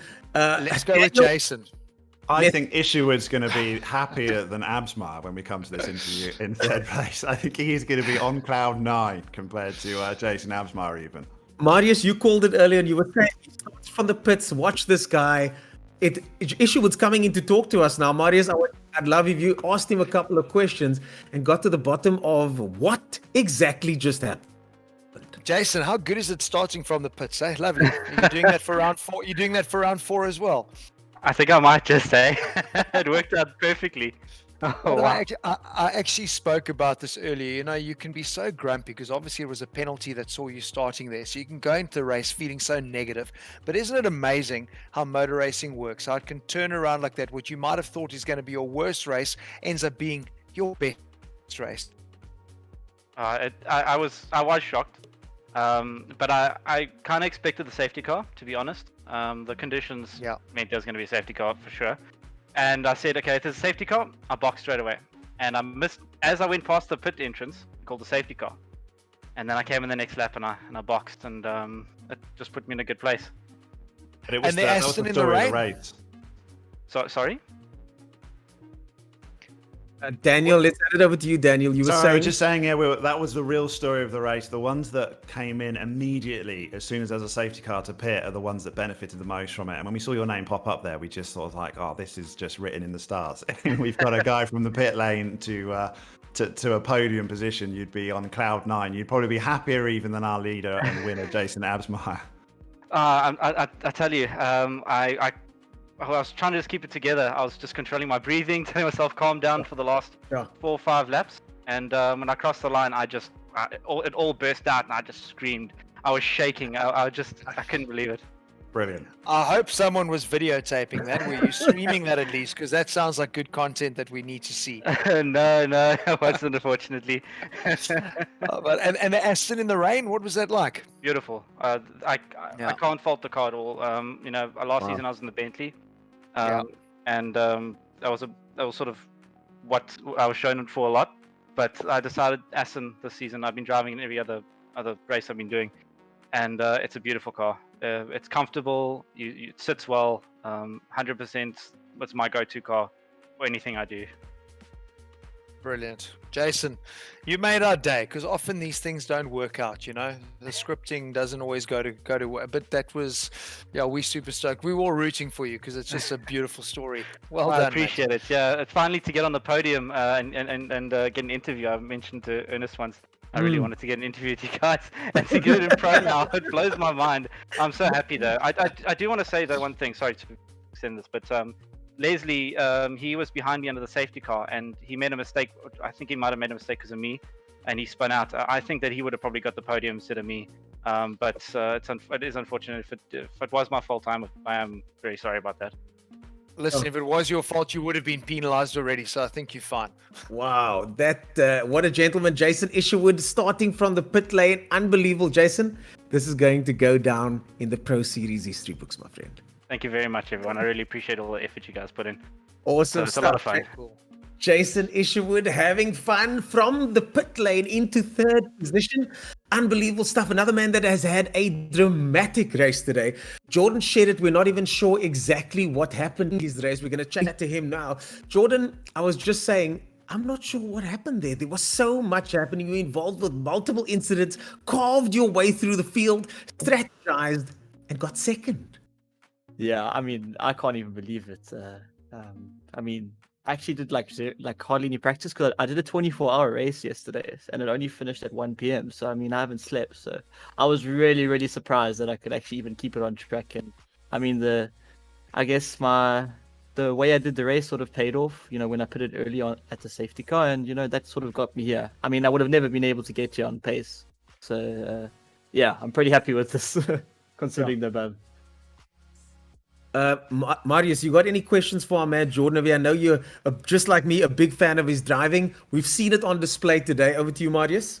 Yeah, Jordan, I mean, it's like we were talking about that, the experience that comes from, I know you're racing in so many different categories, the 24-hour race yesterday. It's that experience that comes to fruition and really bears fruit when you get a call like that. Safety car, you make the right strategy calls. Other guys like the McCall brothers we've spoken about didn't make that call, and obviously the race doesn't pay dividends for them, but experience makes a big difference in tricky conditions when calls like that come. Yeah, exactly. I mean, 100%. You know, it's always like touch and go. Even when I was thinking, I was like, should I or shouldn't I? I was like, what are the other guys going to do? And then I was like, you know what? I'm doing it. I got nothing to lose. I got all to gain. Because I knew I would probably be like finish fourth because I never like did much practice and I didn't have a setup. So I was like, okay, well, let me just try to do this. And yeah, it paid off, but I had a bit of a slow pit stop. And I think if I didn't have that and I didn't have a spin, perhaps a win would have been possible. But I'm pretty happy with second, and congrats to both guys on the podium. You know, you're not looking forward to the weight though, are you? I mean, hopefully it's less. You know, at 60, I think. Oh my lord! Well, there's an honest reaction for you folks. There's an honest reaction from Jordan. You were saying, Jordan? Can I just say something? So yesterday at the Spa 24-hour, we were driving the Audi with 35 kilos, and we were losing 6 to 7 tenths when we were doing practice with 35 kilos at Spa. Yeah. So. Yeah, it needs to be less than 60 kilos, please. You know. I know, but Jordan, you know what the unfortunate thing is? I mean, the precedent is set, so it can't change. Otherwise, it ends up not being fair for anyone. But you've realized how it works now. When you've got ballast, you've got to try and score as many points as you can. And when you don't have ballast, you've got to be on the podium. And that's what you've actually done now today. Yeah. So that's the lesson going forward. You know, it's going to be the same for everyone. Exactly, 100%. Jordan, I gotta say, it's weird for me to speak to you not in first position. I look forward to seeing what you can pull out of the bag next time. You've got the champion mindset, and that's why you managed to do what you did today. Congratulations, my friend. Congratulations. Fantastic performance. Thank you so much, guys. Appreciate it. And thanks to you guys for the great show, by the way. Awesome. Good fun, man. Yeah, it was a good show today. So far, we're about to talk to our winner, and I'm sure we'll see Jordan shed it on the top spot. Podium again next time. He's got that. Marius, he really does have that championship mentality, doesn't he? Yeah, but besides that, he also spends a lot of time at his craft. I mean, and that is the lesson. Anybody that wants to succeed in anything, it is seat time. And that's what Jordan is doing a lot of. And that's what our winner, Jason Upshmeyer, has done a lot of as well. And that's why they make the right calls. That's why they stay cool and calm under pressure. And Jason did that today. Dude, well done. It reminds you of Swartkorp's Speed Stars, eh? A win from behind in the rain. Dude, what a race. Man, yeah, I didn't expect that. Had a horrific qualifying. And then, once the safety car came out, I thought, am I allowed to pit? And then Jordan went in and like, I'm going to follow him and see where it goes. So, thanks to Jordan, I actually did a good strategy. Fantastic strategy indeed. Jason Upshmeyer in the top spot over there. Marius and you Marius mentioned the Speed Stars event. Also wet conditions. Are you like some sort of rainmeister that we don't know about? What's going on? Marius is not going to like this, but I watch a lot of Lewis Hamilton videos in the rain. So, my favorite tosser. Yeah, no, it's just it's like an instinct, you know. I can't explain it. It's probably the same for everyone. Yeah. But it's just the instinct that kicks in. And So what made you decide to run the strategy that you did? The pit stops where you were, there was a lot of strategy that must have gone into today. What was your thought process going into today? My strategy was not to finish in the top 5 because of the ballast, because my whole strategy for this whole event was just to finish top 10 and go to Cape Town and just have fun. But when the safety car got called, I was thinking, are we allowed to pit? The pit window opened very early, didn't it? Yes, it did. But the rule said I wasn't too sure. So when Jordan went in, I thought, screw it. Let's do it. I'll take the punch and But I don't know if you guys saw, but I spun it after I left the pits because of the car was too heavy with fuel. So the setup didn't compromise for that, like 20 liters more. So then I spun and I just laughed at myself. But luckily, I came out first. But Jason, what a tricky track, in dry conditions to go and throw that in as well. It's just a real test of driving ability. You must be buggered mentally. Even after 50 minutes, this was really, really torturous. But I must be really honest. I actually started practicing this week, I think Monday. And I haven't touched the track in the dry at all. Good. But I think it was a better it was better to start practicing in the wet just to learn the track. And of course, I mean, look now, it's a win. So yeah. Look, the nice thing about this is that you can start practicing in the wet because if you do spin the car out on your first couple of laps or whatever, you can just reset. You can get into that mindset as quickly as possible. You knew the race was going to be wet. You did all the right things and you ended up in first position. What was your favorite moment of today? I think it's probably not nice to laugh at it, but when Jordan took, I won't say took out, but just hit Quaid. When the safety car came in, I just thought, oh my word, how mad is this race gonna be now? with someone like Jordan chasing me down. Yeah. Because I knew I was, strategy, I was in first place, even though I think I was like 10th or something. Yeah, you were. So, yeah, so I still had the provisional first. So I thought, Jordan's and you knew that. You knew that at that point. Were you aware of that at that point? Yes, I was fully aware. Wow. But Jason, the thing is, take nothing away. It wasn't about strategy alone. I mean, you had out and out pace. You said qualifying was crap, but that session straight afterwards, when you knew you had to put in those laps when you were still running in about fifth because the McCalls hadn't pitted, you were smashing the lap times, and that for me is the difference. So that once the dust had settled, you'd opened up a really healthy gap. So well done. That was sublime driving. Oh, thank you so much. I appreciate it. Thank you. Wow, Jason Maya, I think I could talk to you all day about this win, my friend. I think I'll maybe catch up with you offline sometime because that was a phenomenal performance. Any last shout outs from your side? Just a shout out to, I think, my dad, if he is watching. I don't know if he's watching, but he's my biggest supporter when it comes to sim racing. So hopefully something bigger comes in the future from sim racing to something bigger. So yeah, he's my biggest supporter.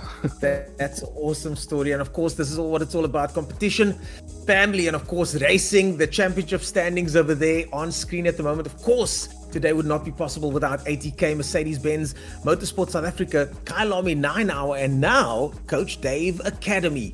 Unbelievable days racing today. Marius, is that the craziest Pro Series we've ever had? Yeah, listen, that was fun, 50 minutes flew by, but I mean, I just feel so sorry for our poor race officials who are dealing with all the incidents. Luckily, a lot of it was dealt with in race, which for me is crucial because I like the dust to be settled. Everyone knows where they stand, but I think tomorrow's incident report is going to be, it's kind of interesting because there are just so many incidents, but that is what you're going to get when you are on a tricky track where there is no runoff, when it's in torrential rain and you've got 27 of the best drivers. It was just brilliant. They got a lot to piece together, that's for sure. I mean, they're going to be busy throughout the rest of this evening working our way through it, I bet. Yeah, unbelievable performance there. We've got Morgan McCall now in third place of the championship standings. In second place, Jordan Shedid and Jason Abschmeyer in first place. JC Grobler slips down into fourth. Mercedes-Benz 123 Ferrari in fourth. Arno Versage in fifth. What? This has been shuffled from rounds 1 to 2 to 3. Nothing has stayed the same. What do you think, Marius, can we look forward to at the next race? We've got ballast coming into play now. We've got guys like Charles Wilkin, Daniel Rowe, and Junior McCall without ballast going into the next race. What are your thoughts on what happens next? I mean, I was telling you guys offline, I just messaged Daniel Rowe to find out what had happened. He said, no, he'd had a disconnection. So guys like Daniel Rowe have taken the similar approach to what Jason was telling us, just trying to finish outside ballast positions so they can go to the final round with everything to play for. So what happened to Daniel doesn't really help the situation. But, we've got another British round coming up. I think that is round 5. Mazzano is round 4. So I think we're going to find some more rain at some point. I don't know the Mazzano track from an Assetto Corsa perspective, but we know the ballast is debilitating. So a lot of the guys you saw in the top 5 today are not going to be in the top 5. They're not going to be in the top 10 more than likely, but it's crucial that they try and score as many points. But what I love is when we get that final round, the dust is all going to be settled and we're going to have a really, really close battle for the championship. It will go down to the last round, I can tell you. Yep, that circuit developed in the 70s is going to be one of those type of circuits that you, Marius, might like. We're going to see how these guys do there. We're going to find out which cars are on pace, and some of them might be able to give us some insights into that. Daniel Haynes, what are your thoughts on how the cars or the different cars are going to do at the Misano circuit? Yeah, you couldn't get more different, Misano, really. It's so smooth. Nice sort of, more of a traditional sort of circuit, if you like, compared to what we've just had at Oulton Park. So I don't think anyone that sort of struggled this round, what we don't need to remember when we're looking at the leaderboards as well, is these guys have one drop round in a season. So they can take their worst result, don't worry about it, put it aside. It's not going to count anyway. And it really shuffles the leaderboard as you get to that final round where you work out who's dropped round, who's dropped what. So. And also, if you run in a lot of ballast as well, you go out there, you've got nothing to lose, you push and you think, well, let's see if I can get some decent points. If I don't get decent points, it'll be my drop round anyway. So Misano will be all to play for. Very different circuit to what we've just had, but really looking forward to it. Well, that's the thing that we saw last year is that some of these drivers last year, we had Essa dominating last year and the dropped round didn't matter. This year, the dropped round most certainly is going to matter. My name is Ernest Page, folks, and that was the ATK Pro Series. And in case you wondered, next time, try and stick around with us, stay with us at least, and follow the ATK Pro Series, because this is what it's all about. I'm stuttering over my words here, guys, because I am blown away. That is the craziest thing in sim racing that I've seen, I think, ever. Marius, any final thoughts from you? Tomorrow is going to be fun. Incident report, and obviously we go Gran Turismo racing as well. So let's not forget about that, because that's another whole different battle we get to sit and chat about. But yeah, it's been cool chatting with the guys too and seeing how far they've progressed, not only like in their banter with us from an interviewing perspective, but I think just the level of professionalism that we've seen. The Pro-Am race for me was a real standout. I know we only had 13 cars on circuit, but still the level of respect that people are showing each other in really tricky conditions. I think if that was fast trail backtracked a year ago, we would have had carnage the whole way through.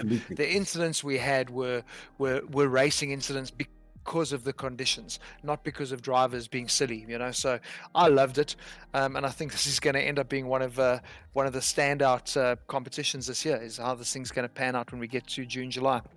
Stand out indeed. And speaking of standouts, Daniel, you joined us for the first time today. Thanks so much for being here. Any final words from you on your experience at the ATK Pro Series? No, not at all. I really thoroughly enjoyed it. Just want to say a big thanks to you and Marius for letting me come on board with you in the booth. I wasn't so homesick because I get to spend a couple of hours back in my motherland, even though it was raining. But yeah, a great race, brilliant racing throughout the field and the Pro-Am. I was also very impressed with the Pro-Am as well. So, but massively looking forward to the next round. Not so much the instant report tomorrow. I think we might have an all-nighter going on there. All-nighter indeed. We've got an incoming message here that drivers can change cars and the ballast is being reviewed for the next race. So that is breaking news just in. The drivers can change cars and the ballast is being reviewed for round 4. So that is just in, guys. Breaking news for the ATK Pro Series. I get what you're saying. That is going to break. Yeah, we'll talk about it tomorrow, but that's going to break the series. You can't do that. No, that's stupid. That's my final thought. You can't change rules halfway through. Well, we're certainly going to talk about this tomorrow night. Let's join us for more action and drama, folks. This is the ATK Pro Series powered by Mercedes-Benz. My name is Ernest Page, joined by Marius and Daniel. Join us tomorrow for Gran Turismo and our incident review of today's insane race. We'll see you guys then.